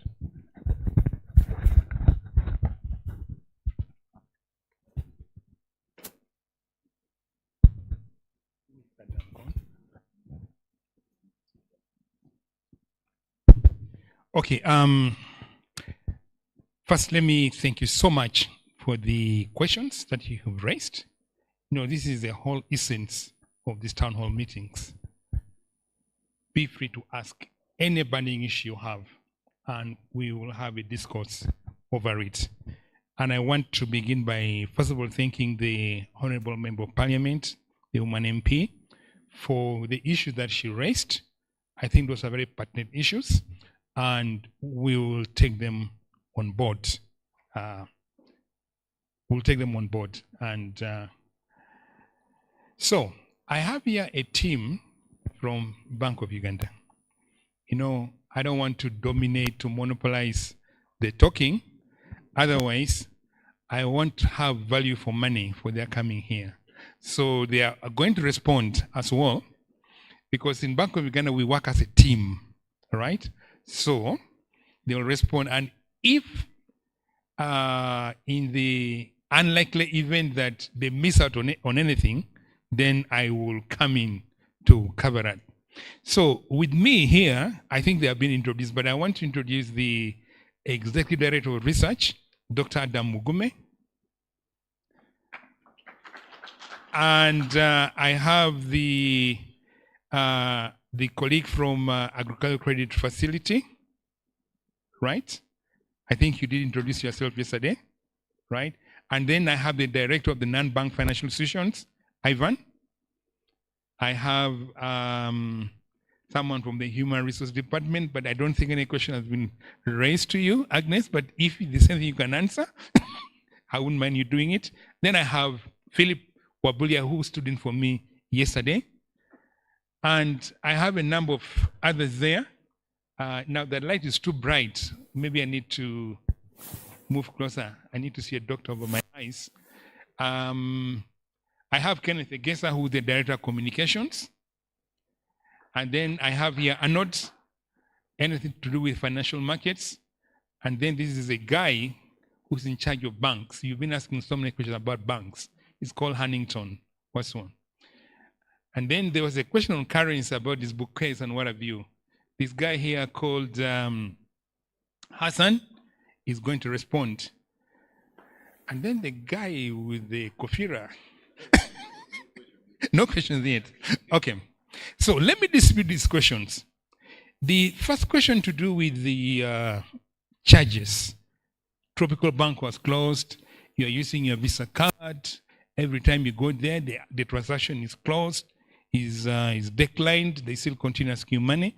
I mean, they still continue charging you. That question was asked by Robert, the Deputy RCC. And then the Vice Chancellor of MEST also asked a similar question about charges. And I think there was a related one from, was it Patrick? I don't know who it was, right? Where's Alex? Yes. So I'm going to ask Huntington to respond and also Alex to respond. And the issue of charges, because someone was saying that if you went to, let's say, a hotel and you use your Visa card, they will ask another 5% of the value of the transaction, whereas if you paid cash, you don't get anything. So what is the point of us coming here to tell Wananchi to begin using, these cashless transactions? So please, I want you to respond to those. And then the question on inflation, Adam. Tom, who is the chair of the Uganda National Chamber of Commerce, Mbarara, raised something about price stability. And he wanted to find out why prices keep rising and what can be done about it. That he sees that the price of salt, the price of oil, fuel doesn't come down. And then the other one also, there was a sharp increase or a depreciation in the currency. What has led to that? Because the take home is really being affected. And then the youth councillor talked about the pollution of River Ruizi. Where is Susan? In the absence of Susan, I have a dangerous substitute, Director Communication. What are you doing about this? What can you do about that pollution? And then also the same youth councillor talked about dollar depreciation. Again, that's for you, Adam.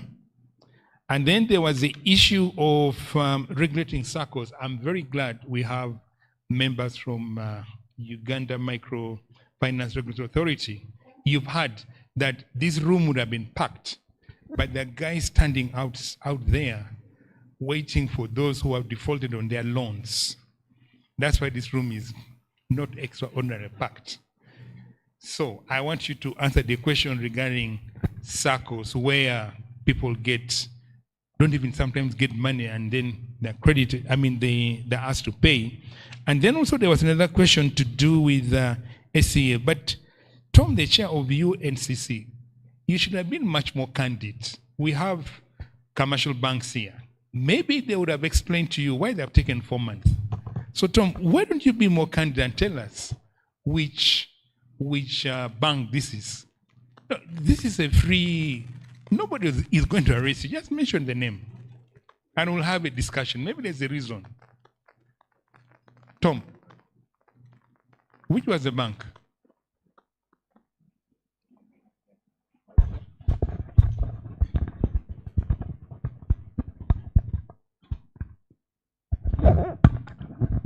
Mr.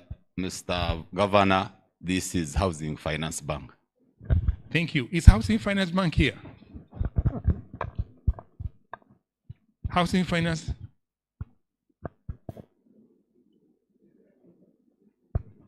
They didn't even come. They were here, but they knew. That's why they're not here today. So, Huntington, can you take note of that? Okay. Now, I don't know whether I have addressed all the questions, but if I have, just send me a sheet. But let me begin with Adam, and then I will go to Adam, then I go to Alex and Huntington, and then to Kenneth, Data Communications, and then I'll come lastly to Umbra, while I sort out if I have missed out anything.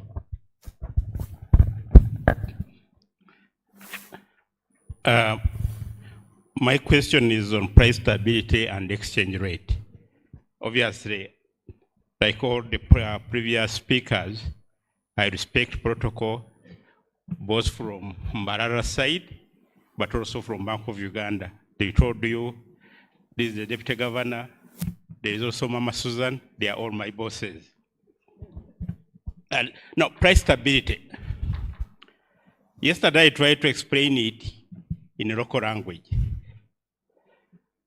I was a teacher, I used to be a teacher.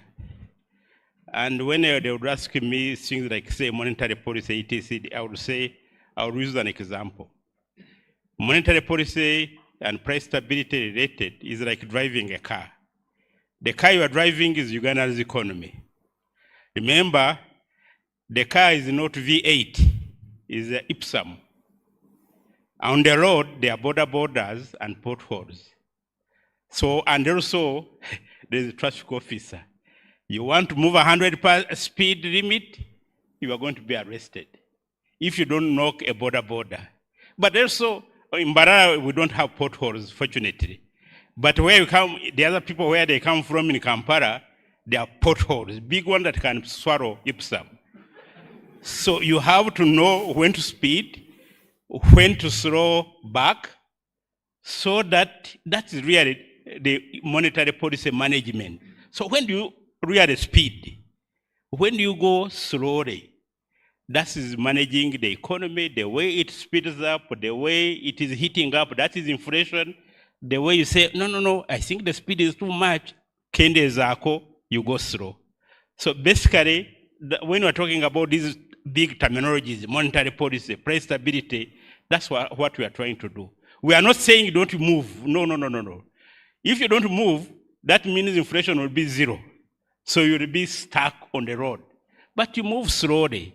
Economic activities are moving, but are not at high speed. You don't overheat, in other words, the economy.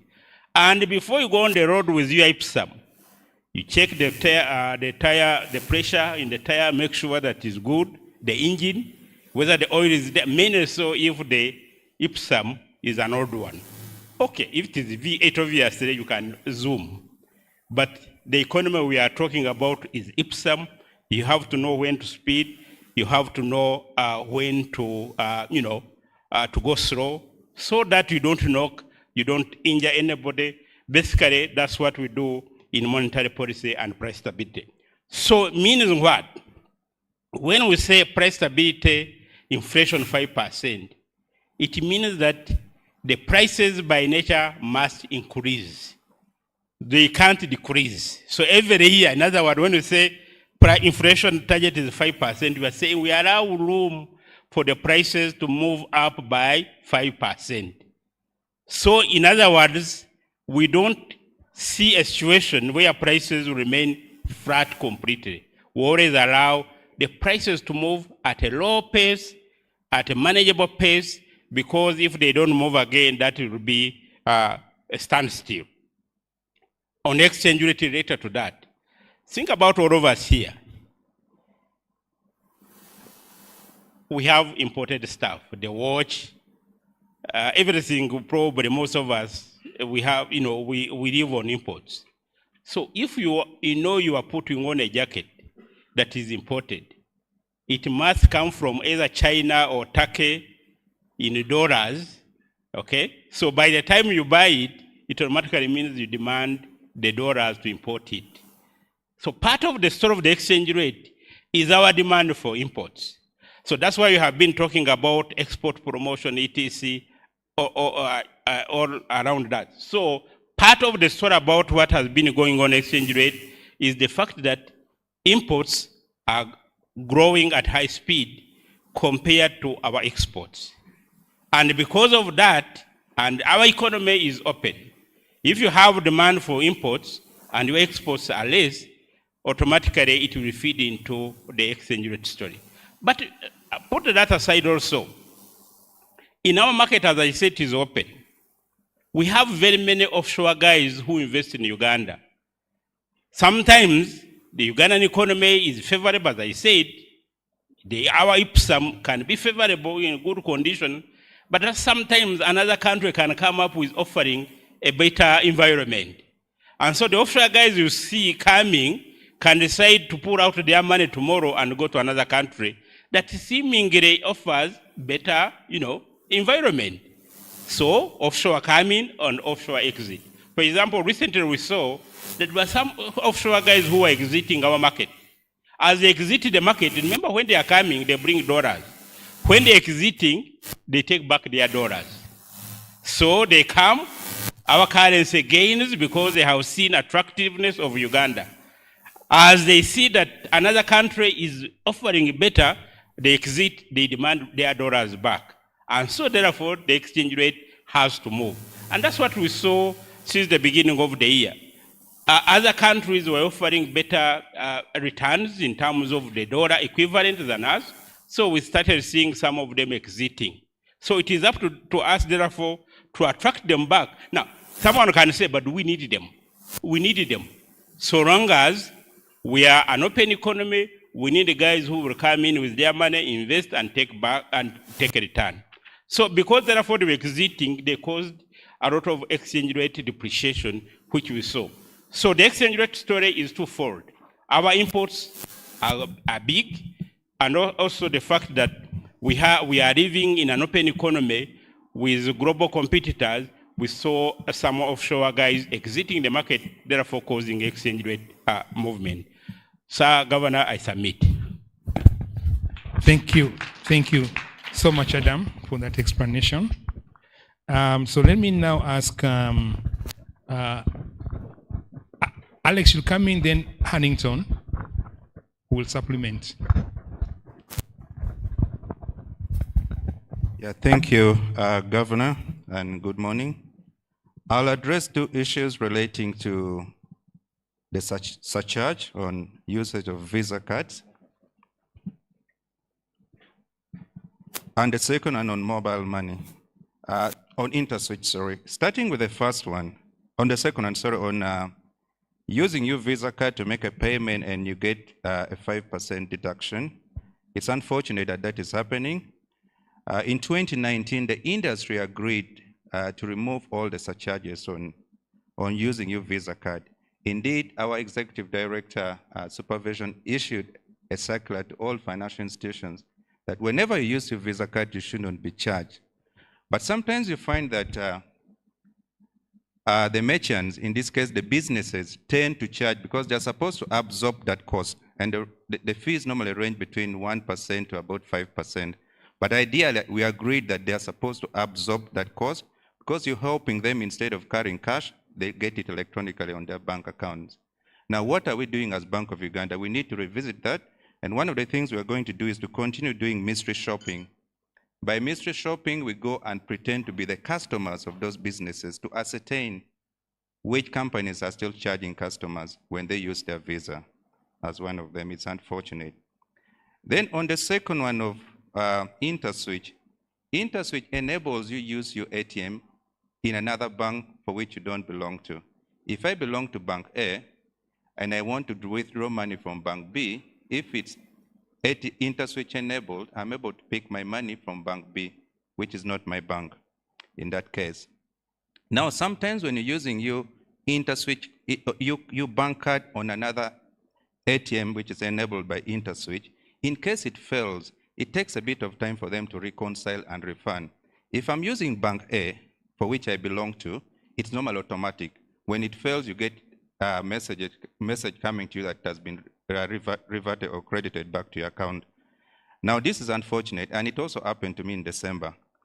When I tried to withdraw money on an InterSwitch-enabled ATM, actually my money took a bit of time to be reverted. But what's the normal process that we normally do? Just like the RSC mentioned, you're supposed to start with your financial institution, in that case your bank, to report. Then the bank will contact InterSwitch, they will reconcile and then revert or reverse that money onto your account. It's unfortunate that the charges are not being reversed, and that one can only be taken up by Bank of Uganda because we didn't know that. Now we'll take up with InterSwitch, which is licensed by Bank of Uganda, and follow up on that. We thank you for your question. Thank you. Okay, thank you so much. So I think there's a promise to take up the issue with InterSwitch on this. Harrington, do you want to add anything?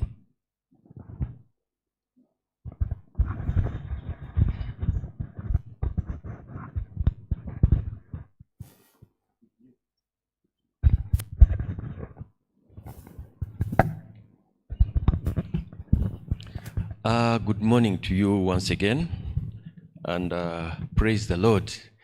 And for our Muslim brothers, good assalamu alaikum, and being the relevant month, Ramadan Kareem.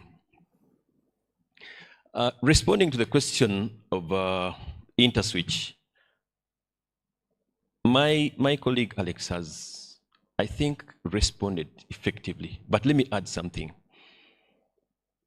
The central bank, under the chair of the deputy governor, often holds meetings with the chief executive officers of the commercial banks.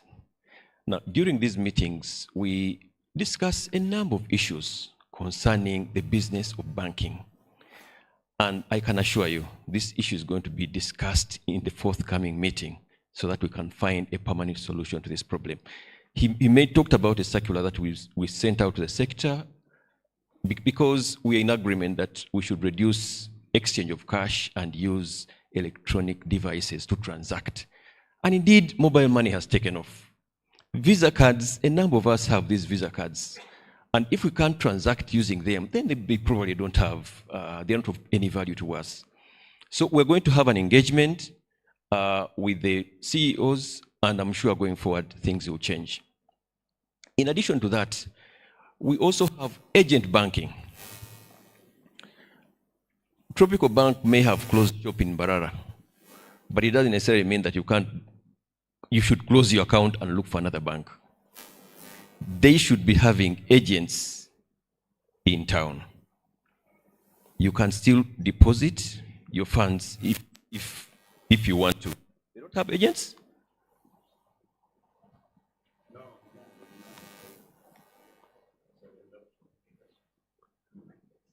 Oh, that is interesting. I'll have to find out why they don't have agents. Otherwise, they're losing business, and yet I think they have enough of customers in the city. Masaka. But for those of you who've not heard about agent banking, you can transact with any of the agents as long as they have a logo of your bank. You don't necessarily have to have a physical presence. A bank doesn't have necessarily to have a physical presence in Mbarara for you to deposit your funds on your account. You can use the agents that are in Mbarara to do transactions, and you'll get immediate response indicating that your deposit has been received by your bank. I think the same also applies to withdrawals. Thank you. All right, thank you, Harrington. So again, we are going to take up the issue with InterSwitch, and then with the Uganda Bankers Association in our next meeting to discuss the aspect of these charges. Now, Kenneth, can you, or are you delegating upwards? DG, Susan is here, and she's very prepared to respond to that question.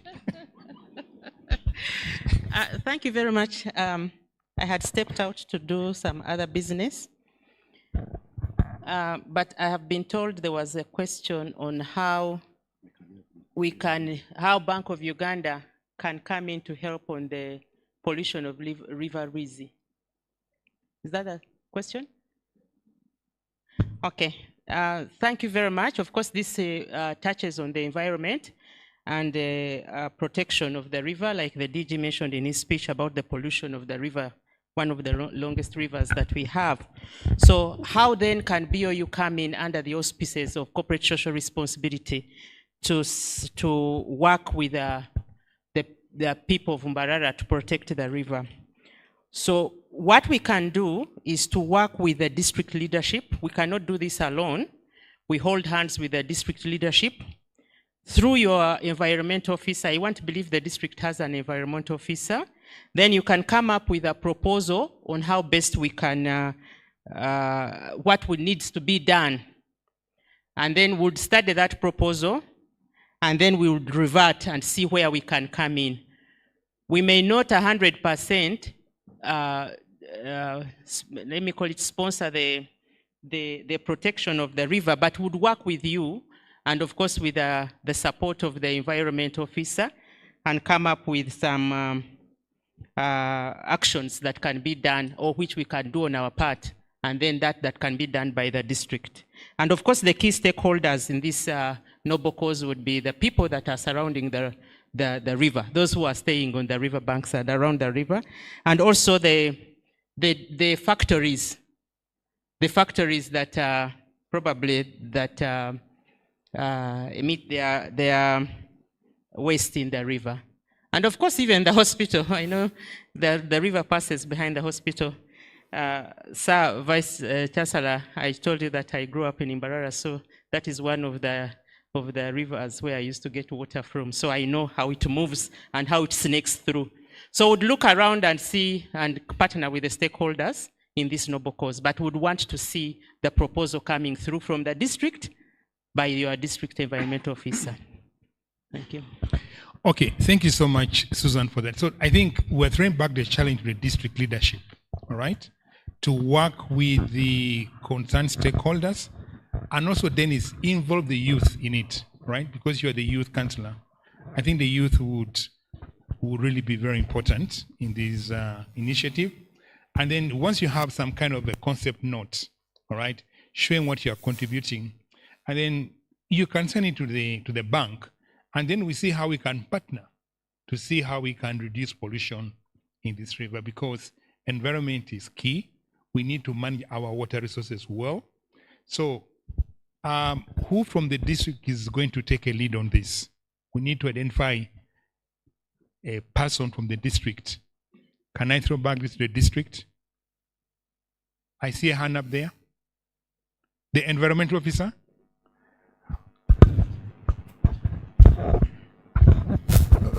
Bagambe John is the District Natural Resources Officer, Mbarara District. So I will take charge. Please take charge, involve all the concerned stakeholders, including the youth, and then we see how we can partner in this. Thank you so much, Bank Secretary.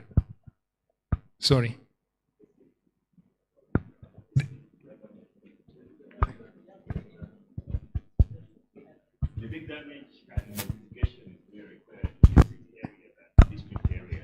So it's better. It's better if the city environment officer takes charge and they collaborate with the comrade from Mbarara district. Yeah. That make more sense. Yeah, maybe you agree on that. So can I say that you agree on it and you let us know who's taking lead on it? I think that's the starting point. Oh. Susan?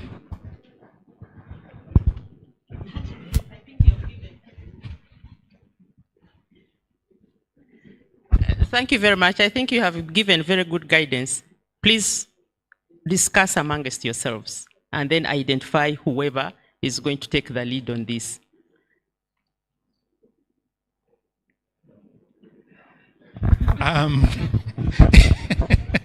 I don't know whether we can conclude it now because there may be so many diverse views and that will take up. Thank you very much. I represent the Mayor of Mbarara City South. Yeah. And protocol observed. Because this is a sensitive one, and the councillor that raised it is my councillor in my city. Almost 90% of this river navigates in our in Mbarara City South. And the only percentage in the north is around 2%. So, if you are to benefit from helping our people through the bank, I think we are in better position to do it. That's one. Secondly, I had another one burning issue because this is maybe if you can allow me finish up with the fifth city, then I raise up one other. If you can allow me, Governor. Please. Now, very quickly. There is something about the CA, that 1% agriculture fund that is in the bank. Yeah. I'm surprised that in Mbarara, someone mentioned about a percentage, 25, is it 27% that people have benefited. I didn't know about this. And if you sampled around us, around the population around here, you will not find anybody benefiting from that fund. Why? Most banks have not declared this to the public. And most of them have turned this money into their products, agricultural products. And they are charging highly to the Okay. The public. So we need to, as regulators of this fund, you need to go deep and study it, and we move out and tell the population that this money is there. Otherwise, a few people are benefiting, and mostly the bank is benefiting than cross-cutting the public. Okay. I beg to submit. Thank you very much. So I think you're going to respond to that issue. All right. Now, colleagues from the UMRA, there was a question about SACCOs. I'm told he's responsible for the not very good turnout. This would be a much bigger turnout.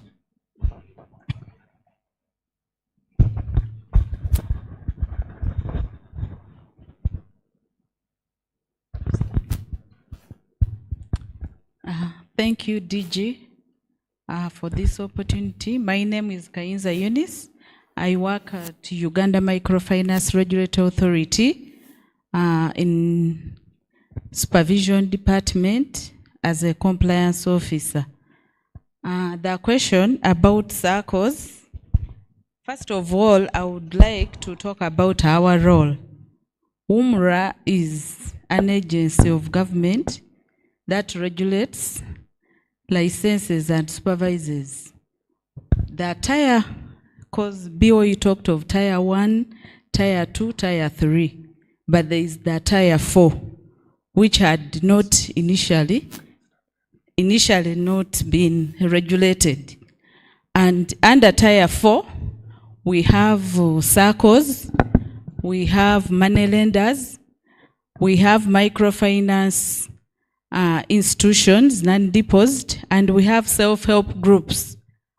The question about SACCOs being regulated, the Act talks of there are SACCOs that are supposed to be regulated by Bank of Uganda, and we have SACCOs that are regulated by UMRA. SACCOs that will be under Bank of Uganda, as the Act states, will have 1.5 billion share capital and savings of 500 million. And those below will be under UMRA. So the person who asked about SACCOs being regulated, later on we shall meet and you give me the names of those SACCOs. We have a toll-free line. We have an automated complaints form. Maybe we could see which are those SACCOs. Because in this region we've licensed quite many, and I would like to know which SACCOs and reach out to them. Then for money lenders, we urge you, the public, the leaders, for money lenders, for people to go and borrow from regulated money lenders. We urge money lenders to display their licenses, to display loan products and interest rates, such that people make a decision on which money lender to borrow from. We also urge the public, the leaders, to please also talk to, especially the civil servants at the districts, about the issue of multiple borrowing. They borrow from their mother banks, then go to the SACCO, then go to the money lenders, and some of them just sign those loan agreements. So as leaders, I'm happy I had the cow is here. Then there is the issue of institutions. They normally they display the information on their notice boards. So these agents from these microfinance institutions go and get their IPPS numbers. So you find institutions, you find an officer, maybe a teacher, especially teachers and health officers have been affected so much.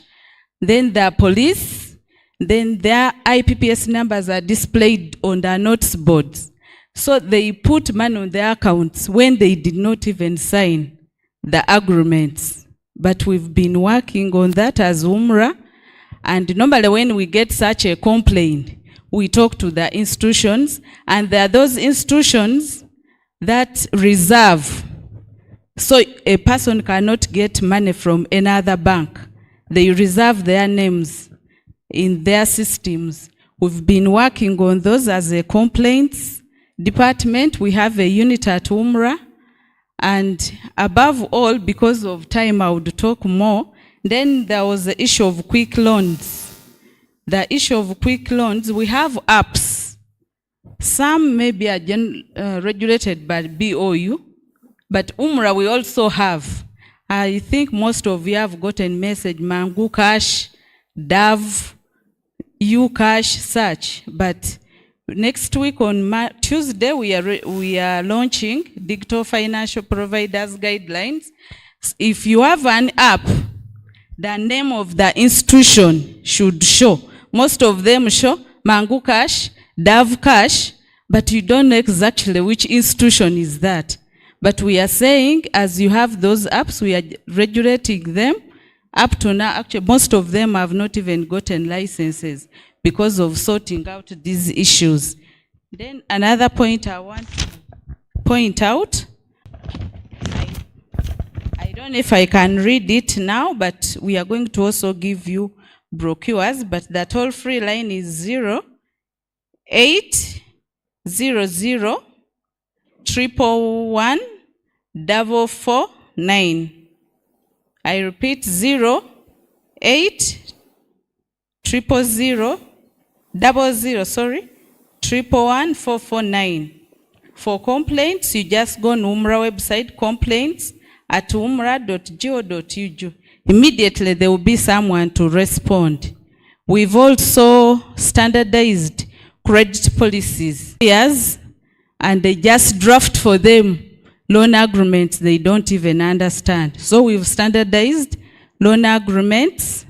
So we also, as leaders, we urge our people to take time to read, and we ask them to get loan agreements, not sales agreements. Sales agreements, I have sold land, then you sign. We urge them to sign loan agreements. Then we also urge our people, the public, to take time to read through. Most of the time, they rush to get money, but they never read through these agreements. So I urge people to borrow from licensed money lenders. Then UMRA does not have branches at the moment, but we work with the district leadership. The DCO's office, Mr. Bush, I think is not here. Most of the times we are doing sensitizations. We are at his office. We've given him guidelines of how to get registered as a money lender, and we don't deal with individual lenders. You should be a registered company from Uganda, URSB, not individuals. Then, yes, that is all. Then for enforcement, money lenders that are not licensed, we are working with the RDC's office. Most of them, if you don't have a license, most of them are closed under RCC's office. Thank you, DJ, for this opportunity. Thank you so much. I'm told you addressed the Kafuna yesterday, so that should be fine. Okay, now, Hassan and then Alex. The issue of the use of notes on flower buckets, and then Alex, I'll come to you too. Yes, very briefly.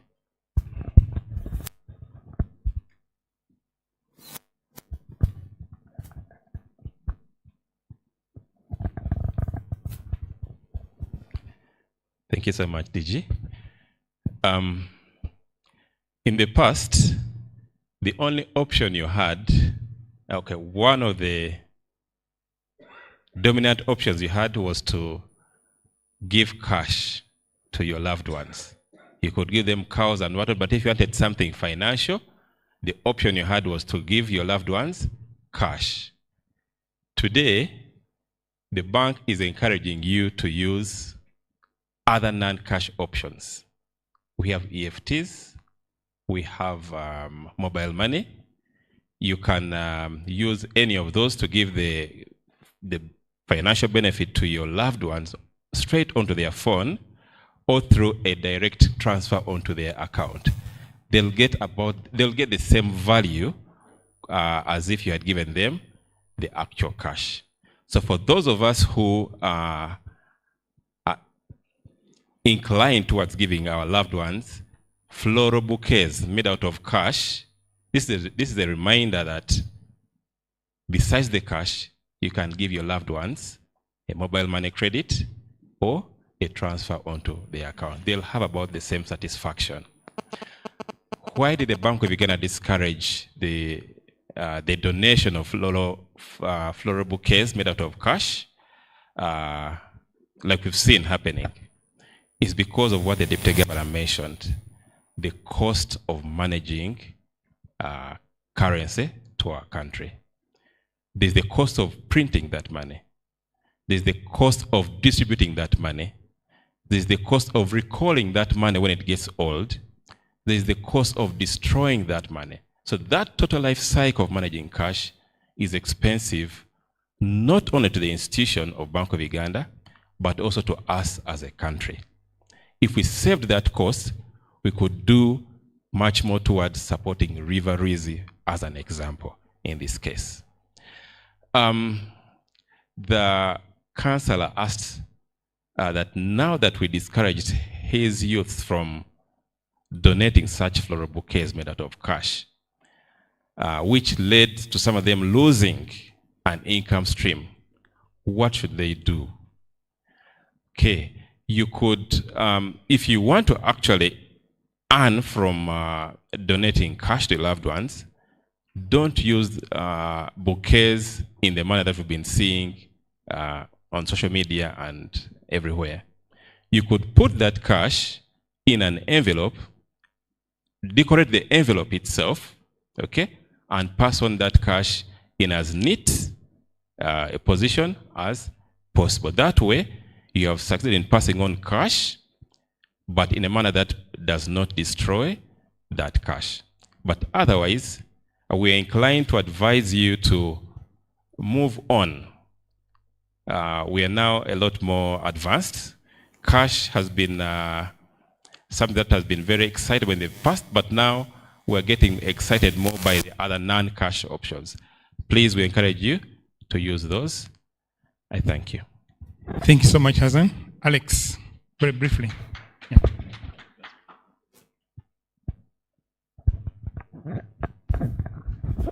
Thank you, Deputy Governor, for having given me this opportunity to respond to these few questions as regards the agricultural credit facility. Mr. Governor, sir, yesterday we had similar questions from the participants, and what we realized is that members are aware of the availability of the agricultural credit facility and the Small Business Recovery Fund. But the challenge they face is that whenever they go to the participating financial institutions, they are told a different story. Yesterday, somebody told us here that you can move for more than 3 months or 4 when you insist you want SCF and the commercial banker is not giving it to you. And at the end, they tell them that SCF, getting SCF, it will give you hard time. Why can't you take our product? And this is not good. I'm appealing to the commercial banks that are here. Kindly help the government. We are partners into this. Let us help the government to implement this project. For sure. Because wherever we go, Mr. Deputy Governor, it is the very cry. They say, no, don't waste time telling us about SCF. We know it is there. But accessing it is not easy. So, our brothers and sisters in the commercial banks, let's help ourselves. We help Ugandans to access this money. Then, what I want to tell you is that according to the memorandum of agreement that we signed between Bank of Uganda, Ministry of Finance, and the participating financial institutions, if it is a fresh application that is coming in, we only gave it a maximum of 14 days. And if it is a refinance, it is only 7 days. Simply because as the application comes, it will meet other applications in the queue. And we are aware, we did a synchronization, we are aware that once it comes, if it is a fresh one, not more than 14 days, it will be worked on in the Bank of Uganda. But the problem is with the commercial banks where the entry point is. Then I wanted also to clarify on this issue. The commercial banks don't have this money with them, where you feel that maybe they are using this money for other things. No. The arrangement is that once they receive the application and they create appraise, okay? Actually, even the memorandum of agreement, we realize that since we are chasing seasons, we give them a leeway. Once they create appraise and they know that actually this is a agricultural project and you may be in position to refund the money, they go ahead and disburse the money before they ask for reimbursement from Bank of Uganda. So they don't have this money, but they will give you the whole 100% and then thereafter ask for the 50% from the government of Uganda, where we are the managers of that 50% government of Uganda funds. So whenever you get a problem, as far as SCF is concerned, or SBRF, kindly take note of this number. I think you have been given, but let me emphasize. This number will definitely come to SCF division. We shall have a conversation with you and see how best we can help you. If your application has delayed or there is any challenge, please take note of this number. It is 08 00 14 40 44.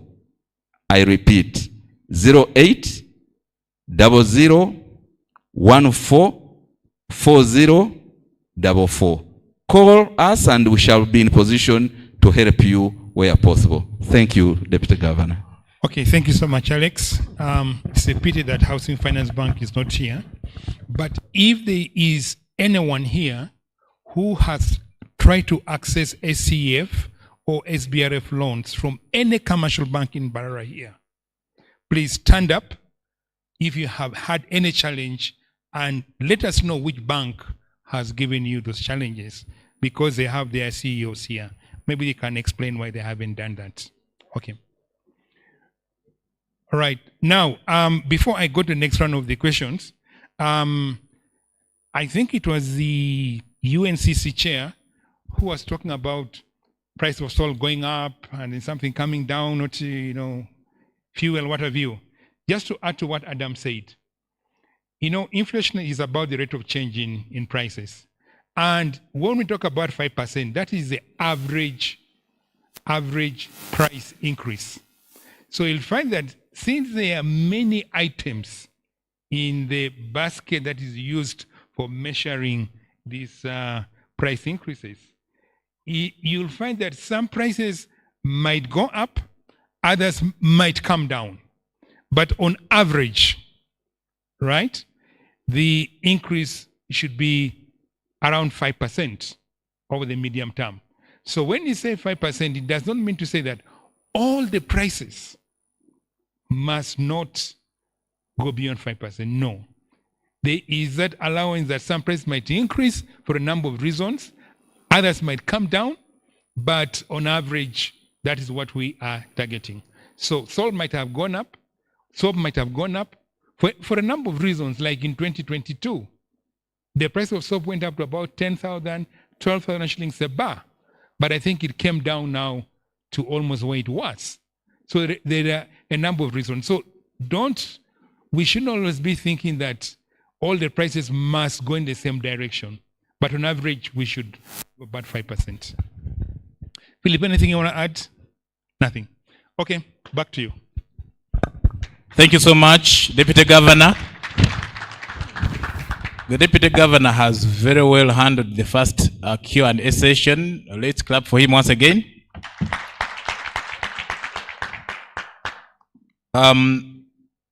Deputy Governor, the first round of question, we allowed people to ask questions verbatim. But now we have quite a number of questions that have been written. And so the second round of questions is going to be based on the written questions that came in. I'll read them out and then I'll hand them over to you so that they can be answered. But before that, we've been joined by Uganda Communications Commission, represented by two people. One is Joseph Chizito, Mr. Joseph Chizito, who is the head of Consumer Affairs at Uganda Communications Commission, together with Ms. Rebecca Mukite, the head of Public Relations and International Relations at Uganda Communications Commission. And Deputy Governor, following the signing of the Memorandum of Understanding between Bank of Uganda and UCC, this week Bank of Uganda and UCC have jointly conducted certain activities, such as the radio talk show we had on Wednesday, and both Bank of Uganda and UCC appeared on Radio West. But also they were supposed to meet their leaders today, same venue, same time. So when they heard that Bank of Uganda was organizing the same, they decided to change their program. And on what they were supposed to have on Friday, they just put Bank of Uganda engagement. So thank you so much, UCC. We appreciate. We also have the Speaker, Mbarara City, who is none other than Right Honorable Tashobia Bone. Thank you for coming. Now we go to the written questions. The first question is from media platform. I think the person didn't leave a name, but I'll read it the way it is. From media platforms, we have had people talk about YEM, your everyday money replacing dollar. What do you say as Bank of Uganda regarding that? The next question is from Amanya Julius, who is a student at UCU doing MBA, Master of Business Administration. And the question is Bank of Uganda open for research purposes for university students?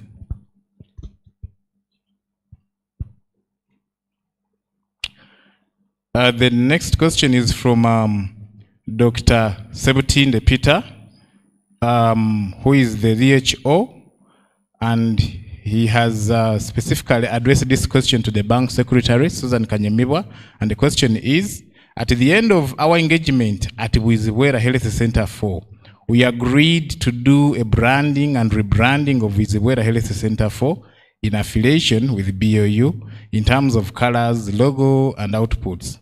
That is quality. How far have we gone into this process? Emmanuel Noel says the big percentage of graduates who benefited from loan schemes, programs issued by government, haven't been able to get jobs to pay back that loan. So does this loan affect our ability to receive Small Business Recovery Fund and Agricultural Credit Facility? That is from Emmanuel.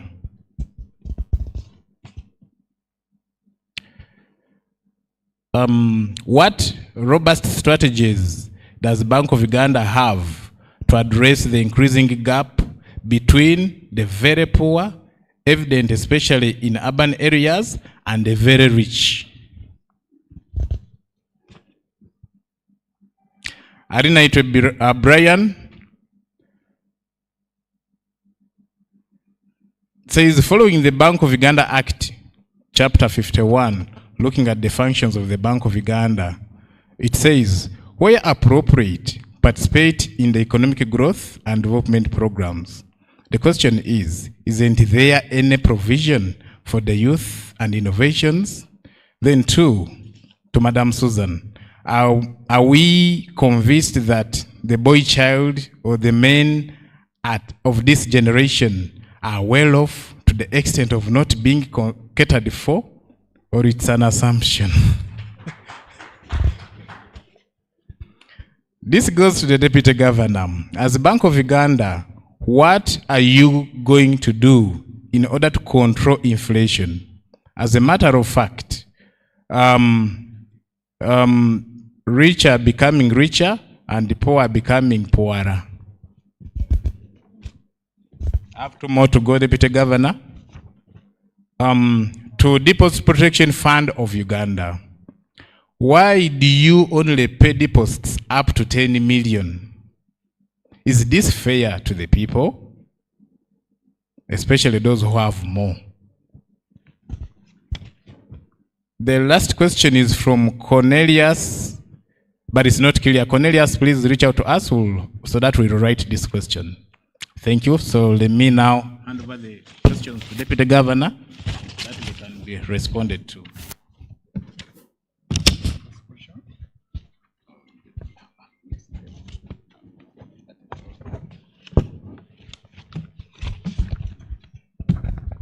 Okay, thank you. I didn't get the first question well, but you can get it for me. Second question, Agnes. Is the Bank of Uganda open for research? I think you'll answer that, and Adam will supplement your answer. And then branding. Bank Secretary, you made a promise, understand, that you are going to work with the health center to brand in terms of colors and everything, but it looks like you haven't done it. So what is the way forward on that? So you are going to look at that. And then loan repayment by students who own some loan schemes. Is it true that these guys cannot access SCF and SBRF because they have not repaid that loan? Alex? Okay. Adam, income inequality, particularly in urban areas, and then the rich are growing rich. What is Bank of Uganda doing about it? Okay. And then Bank of Uganda participating in economic development. I don't know whom I should give that question. Philip, you've been quiet. Okay. Adam will supplement, but I will want you to say something about it. Okay, thank you, Philip. And then affirmative action for boys. Susan, it looks like you've done so much for girls, and now the issue for boys is coming up. and you have been asked to specifically talk to it. Okay?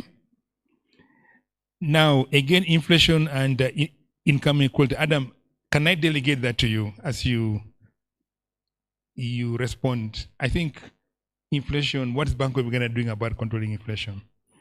And then, Madam Julia, DPF, this 10 million, aren't you being unfair to those guys who have deposits of more than 10 million? I think that one is directed at you. So let me begin with Julia, and then I'll call on Agnes after Julia, and then Bank Secretary, you will come after Alex, and then Adam, and then Philip will come after that. Oh, he understood the first question. Okay, then, thank you very much. So you respond to the first question when your turn comes. But let me ask Madam Julia to talk the issue of the 10 million.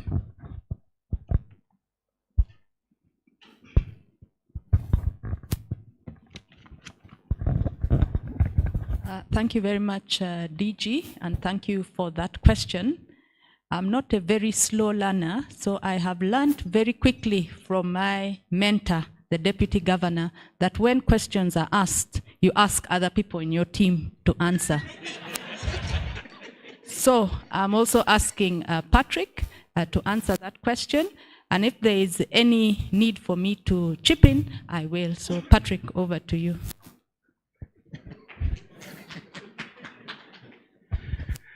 Well, the mentorship seems to be doing very well. And for me, I always never fail to take opportunity as well because I'm next to the DG. Cameras, do your work. 10 million shillings. Yesterday, I shared with the audience that generally the principle of deposit insurance focuses on what we call the less sophisticated. Economists say the bottom of the pyramid. You know, society is stratified in terms of our income and our resources. Now, deposit insurance tends to focus on your auntie, my auntie, down there, who is probably single banked. Most of you here have more than one account, most likely. But there is that category of people who have all the entire resources in one place. So if that financial institution were to collapse, the net impact on that individual will be very, very high. Now, the 10 million is also, while seemingly low, not an abstract figure. It's arrived at based on a number of criteria, from an understanding of the economic situation to regional benchmarks and even at the international level. So I need to let you know that that 10 million covers up to 98% of depositors in the sector in this country. The clear message is that majority of Ugandans have 10 million shillings, and even the 10 million is far. Majority are actually 3 million and below. Check the account now. Technology will help you. You'll be able to know. So for us as the fund, we come in at that stage within 90 days to give you the initial cushion for those who are in that category. Now, assuming you have 20 million shillings, DPF will come in and immediately give you the 10 million. The law says 90 days, but we have set up mechanisms to do it between 7 to 30 days. The other 10 million out of the example of 20 is not supposed to be lost out. The central bank in such a scenario that is responsible for closing the financial institution usually appoints a liquidator. And it is expected that a depositor is supposed to receive the remaining 10 million from the end results of a liquidation process. Whether the liquidator is the central bank itself or any other agency that he has appointed, the law has stratified who should then be taken care of first. And you, the depositor who had more than 10 million, you're prioritized at the top. So you'll get 10 million from DPF, the other 10 million at the result of, at the end of the liquidation process. At the end of it all, you're expected to receive the full amount. I submit. Thank you very much, Patrick, and he has really tackled that question. I just wanted to add a few things here and there. He indicated that when we're coming up with that limit, there are a lot of factors that we look at. So we do a lot of research as a team. First of all, you have to be able to pay. So we can say we'll insure you up to 200 million But when a bank fails, we don't have the money. What confidence are we going to instill in you? So our ability to pay is one. Secondly, we are guided by international standards on deposit insurance. And those say that when you're setting your limit, it should be around 3 to 4 times of your GDP. The GDP of Uganda is around $3,000, and at the 10 million, we would actually cover the 3 times or the 4 times of our GDP. The other thing that we have to look at is what are the other countries doing, because we move together. We don't want to destabilize our sister economies. And in the region, the 10 million that we're talking about, which would be around $3,000, is the average that we're working on within the EAC. And Patrick rightly said we're covering 98% of the depositors. That is above what the East African community has agreed. The East African community has agreed that cover up to 90% of your small depositors. But like the DG has said, Uganda is always ahead. So even the deposit protection that we give you is above what is within the region. So keep banking with confidence. Keep knowing your banks, knowing that if anything happened, we would pay you up to 10 million immediately. Thank you very much. Thank you, Julie, and thank you, Patrick. Okay, so let me go to Agnes. Research.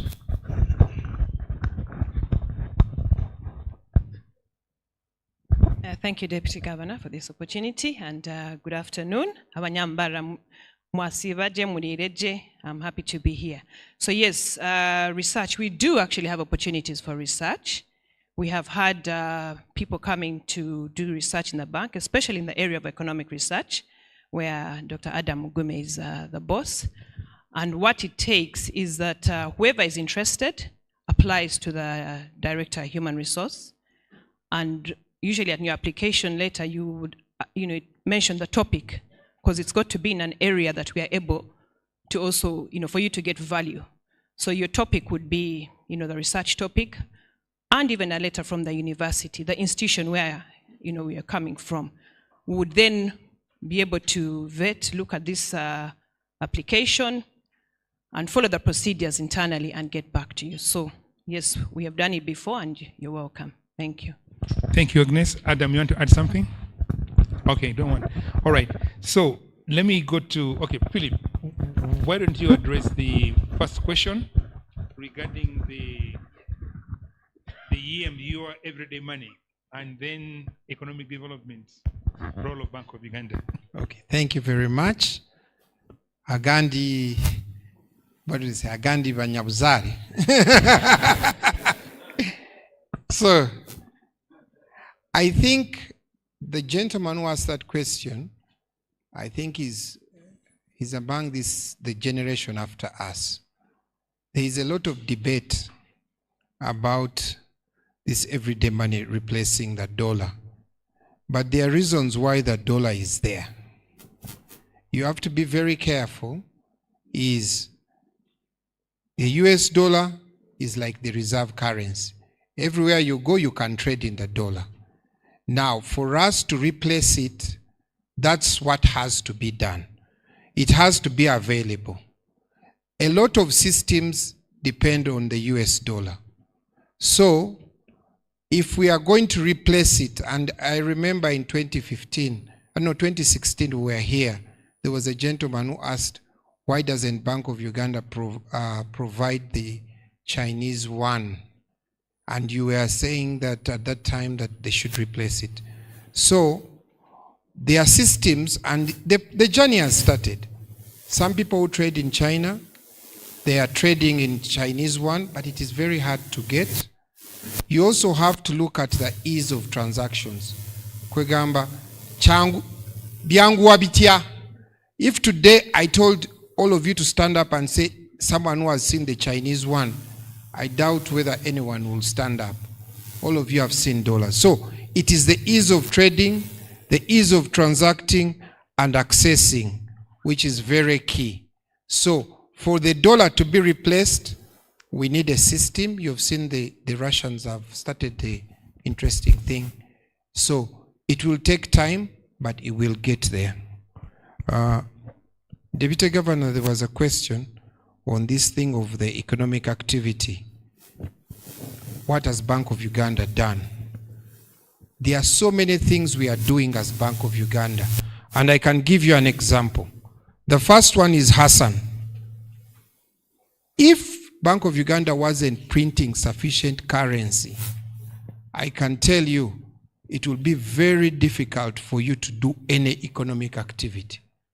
If today we said we will hold the amount of shillings that come to the market, you won't be able to buy even a single bunch of matoke. So, Bank of Uganda, make sure that you have enough money, cash. We don't give it free, you have to have earned it, and for us we make sure that it's in cash. Bank of Uganda also provides a payment system. Some of you might not know, when you issue a check, it comes to Bank of Uganda, we clear it, we make sure the bank where you have been paid has provided for that money, and the person paying you actually has the money. So we are there to ensure that that payment goes. We also make sure that any product that any commercial bank is selling to you has been approved by Hannington and the team. So we are doing these things behind the scene, but we are not yet shouting up and down, but this is what Bank of Uganda does. We also make sure that any system that is being used to pay is secure. That's why you saw Alex Ochen. Before mobile money started, it started as an innovation. Very few of you came to Bank of Uganda and asked the question, how is mobile money operating? Who's regulating it? It came to Bank of Uganda and we said, mobile money has grown enough, now it's time to regulate it. Deputy Governor, there are other things we have done as Bank of Uganda. Dr. Adam here every month strives to give you information about the economy so that business people can plan. You can imagine if you woke up in the morning and you don't know where the exchange rate is going to be or the interest rates are. That is also something that Bank of Uganda does. We have had people talking about Kafuna. Long in the days, for some of us who have been here long enough, we used to have what we call a black market. When the economy was liberalized, Bank of Uganda made sure that there is an efficient exchange of foreign currency. Those people those days will tell you Kafuna is nothing compared to what the black market used to do to people, where you have two exchange rates. So Bank of Uganda has done and does so many things. But Deputy Governor, allow me to stop here, otherwise I might continue. There was a question also on the poor and the rich, which we haven't addressed. I think Adam will address it. Adam will address that. Okay. Maybe Adam, before I go to Susan.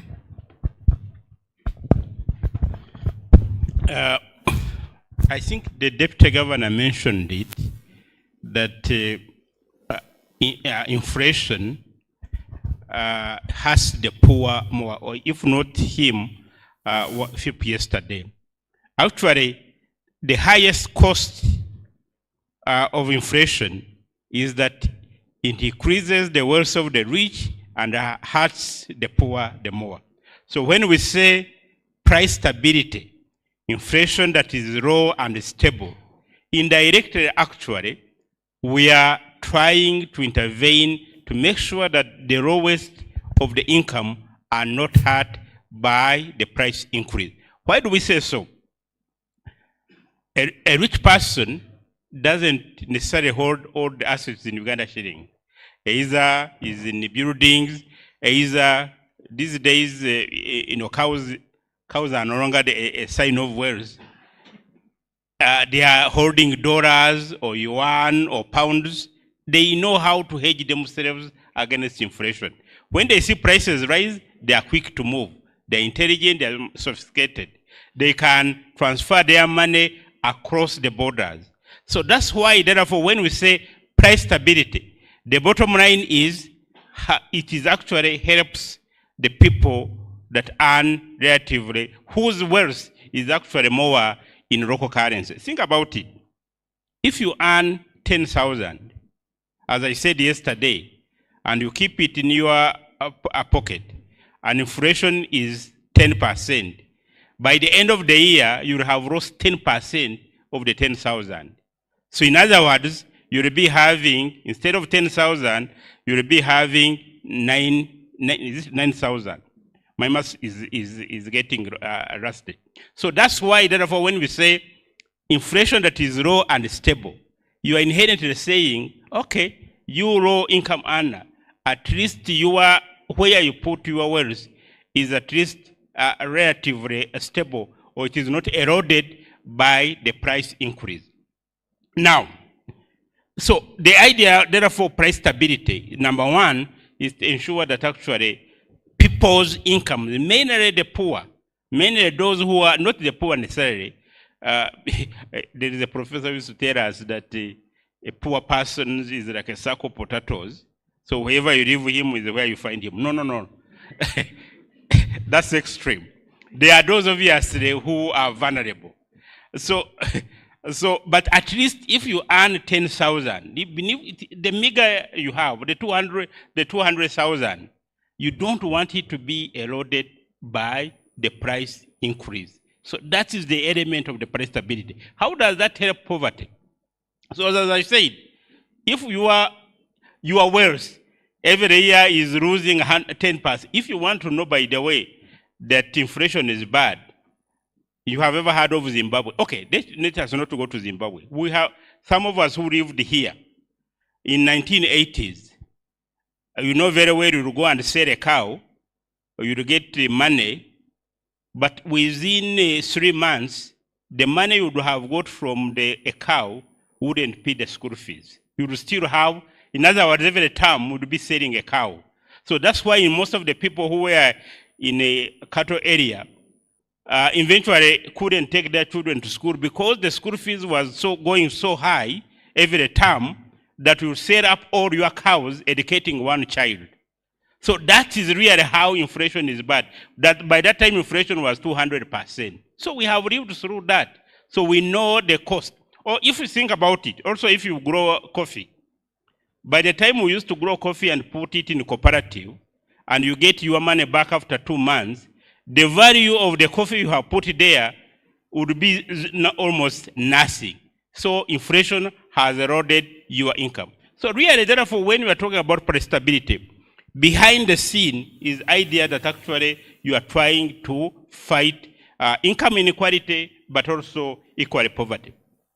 Now, are there other aspects the Bank of Uganda can do to ensure poverty, leave alone inflation?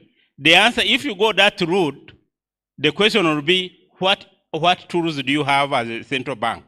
Do you have all the tools to look for the poor? Now, you can't go to look for the poor and give them a handout. That is not the way you fight poverty. So the whole, therefore, yes, there could be other aspects like someone talked about innovation, youth employment, etc. But all those must come after inflation is brought under control. If Bank of Uganda was to go through that route of distributing handouts, etc., as I think we all know, that a person who is helping you is the one who can teach you how to fish, but not to give you the fish, I think. Thank you, sir. Thank you so much, Adam, for that very good explanation.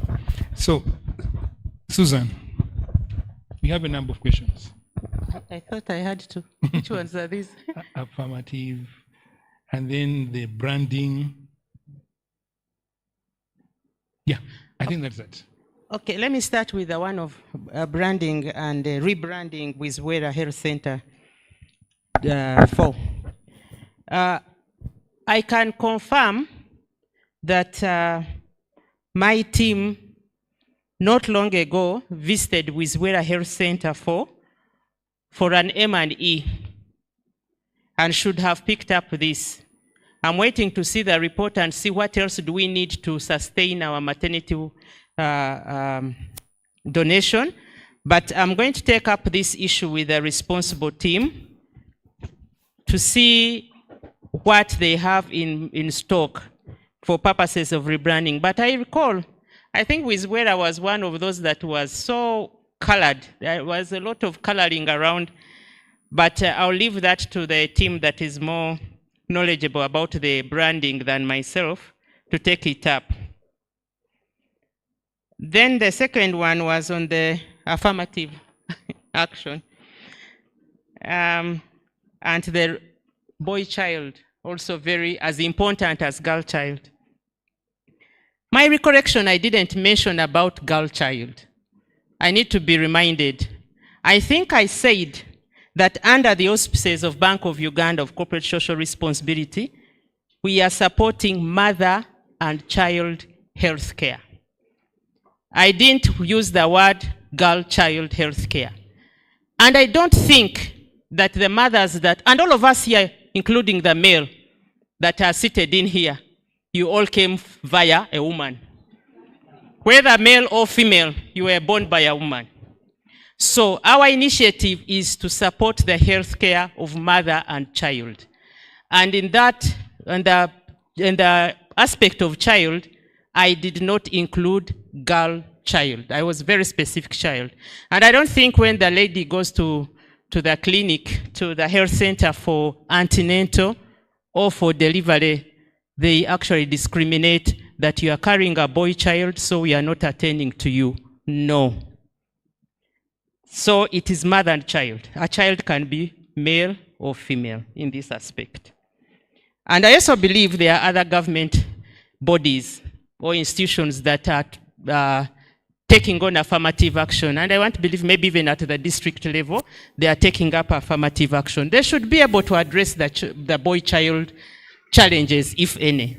But what I know recently, when they released the results of Senior 6, those who sat Form 6 last year, and they released the results, the media said that the girls had beaten the boys. So just to know that you are an endangered species, so I think we need to actually affirmatively start thinking about the boy child. Thank you very much. Okay, thank you so much, Susan, for explaining that about a child. A child can either be a girl or a boy. Alex, very briefly, about this student loan, that you discriminate against them. Thank you, Deputy Governor. I think I need to clarify here that if you have a loan, this one is a student loan scheme. It does not stop you from accessing the Small Business Recovery Fund, provided the eligibility criteria is fulfilled. For example, did your business exist before COVID-19 came in? Does this business employ people between 2 to 49 persons?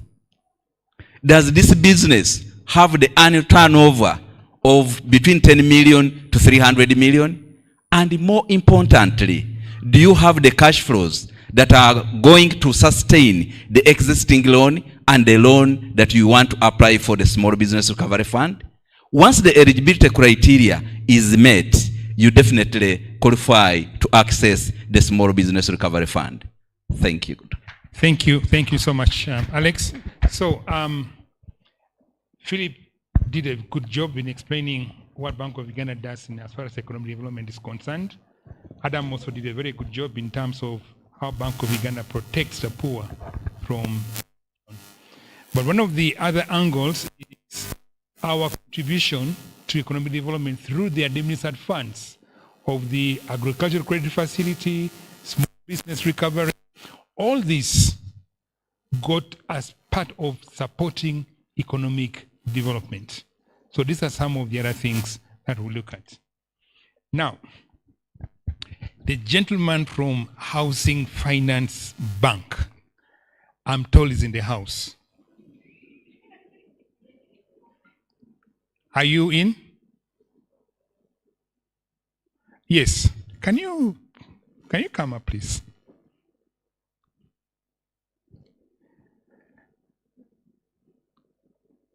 And the chair of the Ugandan National Chamber of Commerce, Mbarara, are you around? You're around? Please.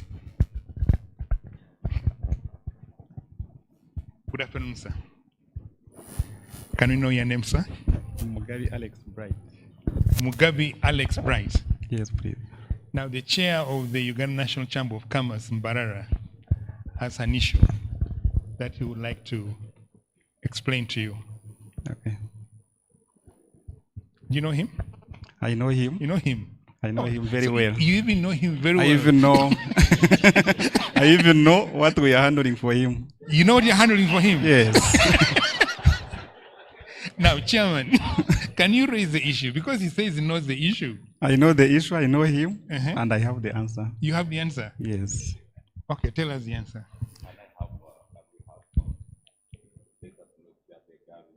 Okay. Okay. Okay. That, can you first explain the problem? Yeah. Okay. Even is my hobby. I'm sorry I'm presenting this for the bankers to understand that sometimes we are pressed to the wall and we are not happy.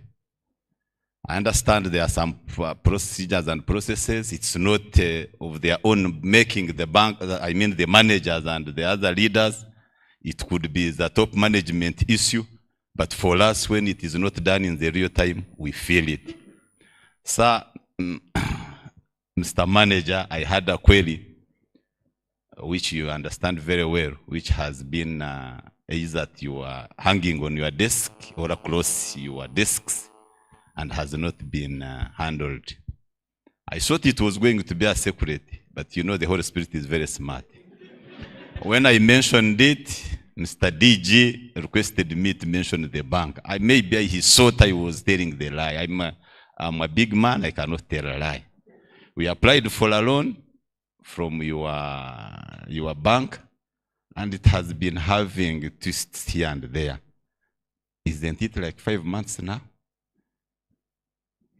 Like 5 months, because I understand it was in September, October there. I have the evidence on my phone. Either it delayed in gathering the information, or it delayed in the transit to Kampala and back. We just wanted to understand. And this one will help many customers here, and even the bankers who are present here, to understand most of these dynamics. And we always not criticize the managers and the workers, but criticize either Bank of Uganda or the top management. Thank you so much. Thank you so much. So please. Thank you so much. He's my hobby. He's my friend. Even the wife is my OG. So it's a family. I want to thank you so much, the Deputy Governor, the team from Bank of Uganda, and everyone present. Yesterday we had a function for his establishing the platform online system for cooperatives and circles. That's why I didn't come yesterday, but I sent someone.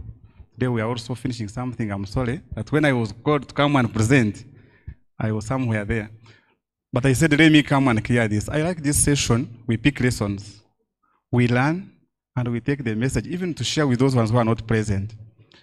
So now let me give the information behind the scenes.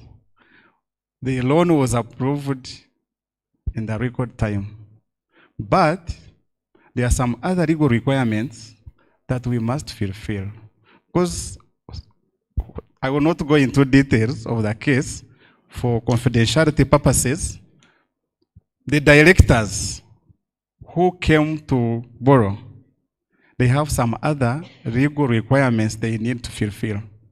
So during that time, one of the main directors traveled out of the country. He's a leader of a given institution. We moved. Now the remaining part that was pending was the legal part of it, to have the perfection done well. Because at the end of the day, we need to have a caution as a bank. We need to caution Bank of Uganda.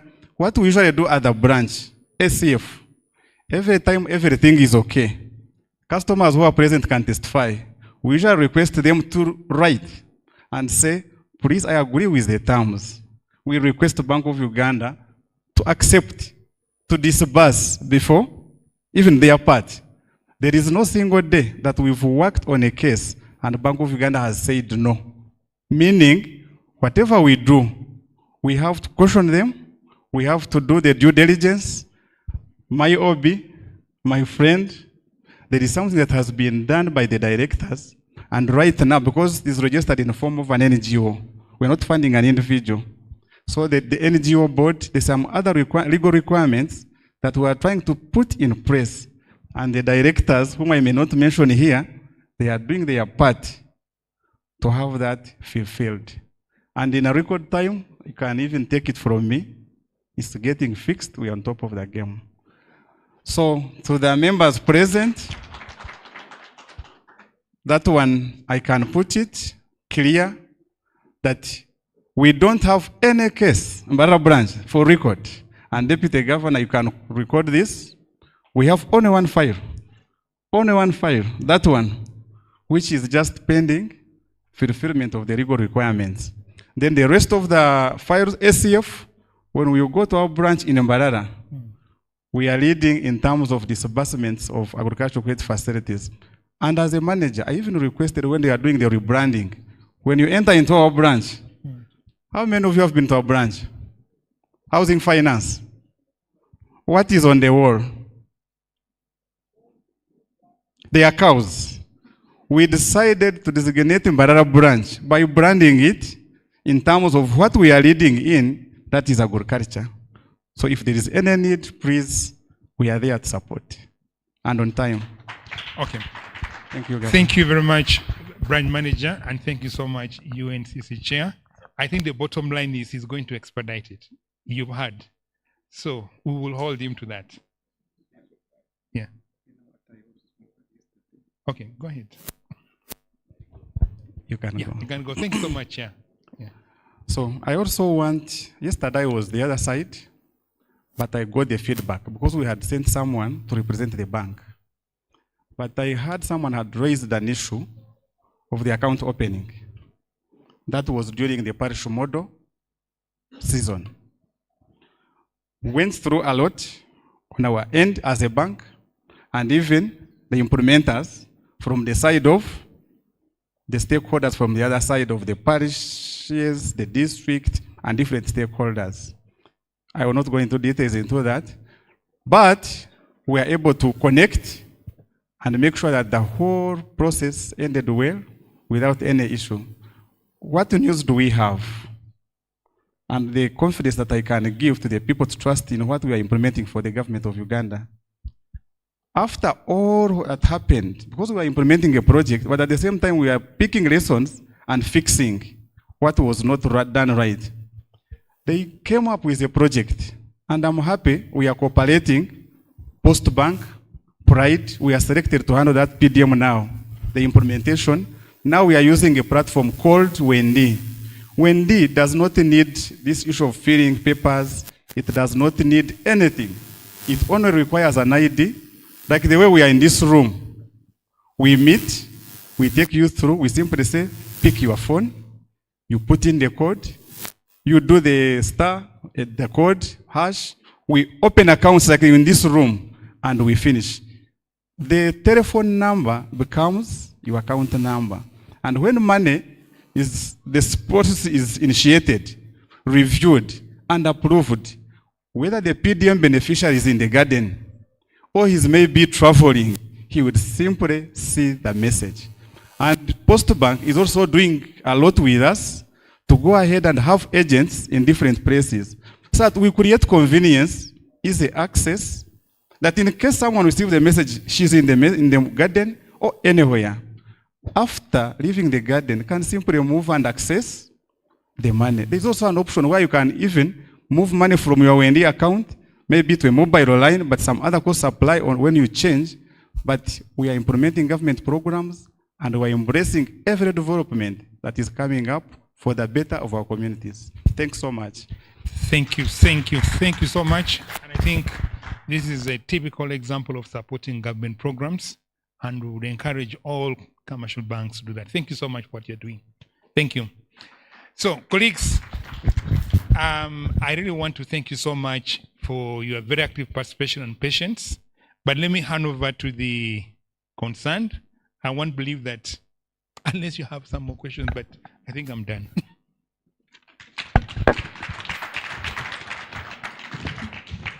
Thank you so much, Deputy Governor, for superintending the second session of the Q&A. We have certainly many more questions, written ones, and then there are some of us who want to ask verbatim. But ladies and gentlemen, when you look at our program, at exactly 1:30 we should be having lunch. And we don't want Bank of Uganda to be blamed when people develop ulcers. So on that note, we kindly request that, one, I'm going to take, recognize the questions that have come in, the written ones. And then two, the Bank of Uganda team is still around. So you can interact with them even during lunch, even after, so that some of the questions that have not been answered can be addressed. But I also want to recognize the presence of the division. We have given the management of Bank of Uganda. We ask you to bless them. We ask you to protect them. We ask you to guide them. We ask you to put them in the straight way. And we pray so much even for our banks that are here, where some people are crying outside. We pray that they think about us, so that we can develop Uganda together. We believe that with your grace, we shall be able to have a better Uganda in the future. For God and my country, Assalamu alaikum wa rahmatullahi wa barakatuh. Amen. Thank you so much. Anthems?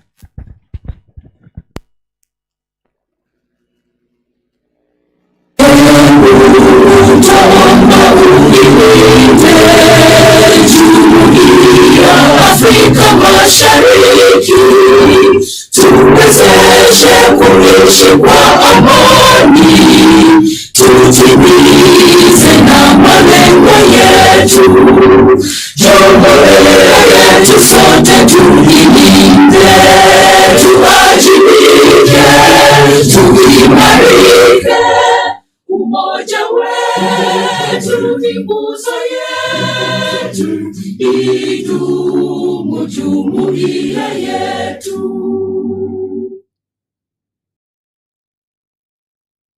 Ee Mungu twaomba uili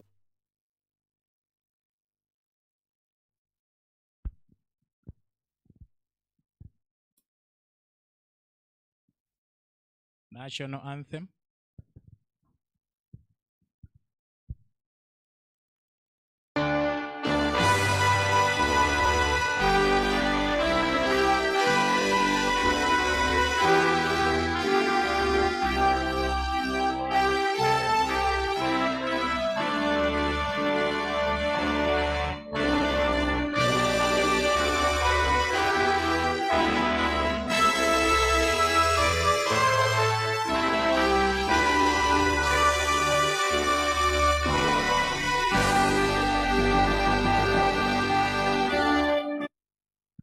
Thank you so much, ladies and gentlemen, and that marks the end of the town hall meeting.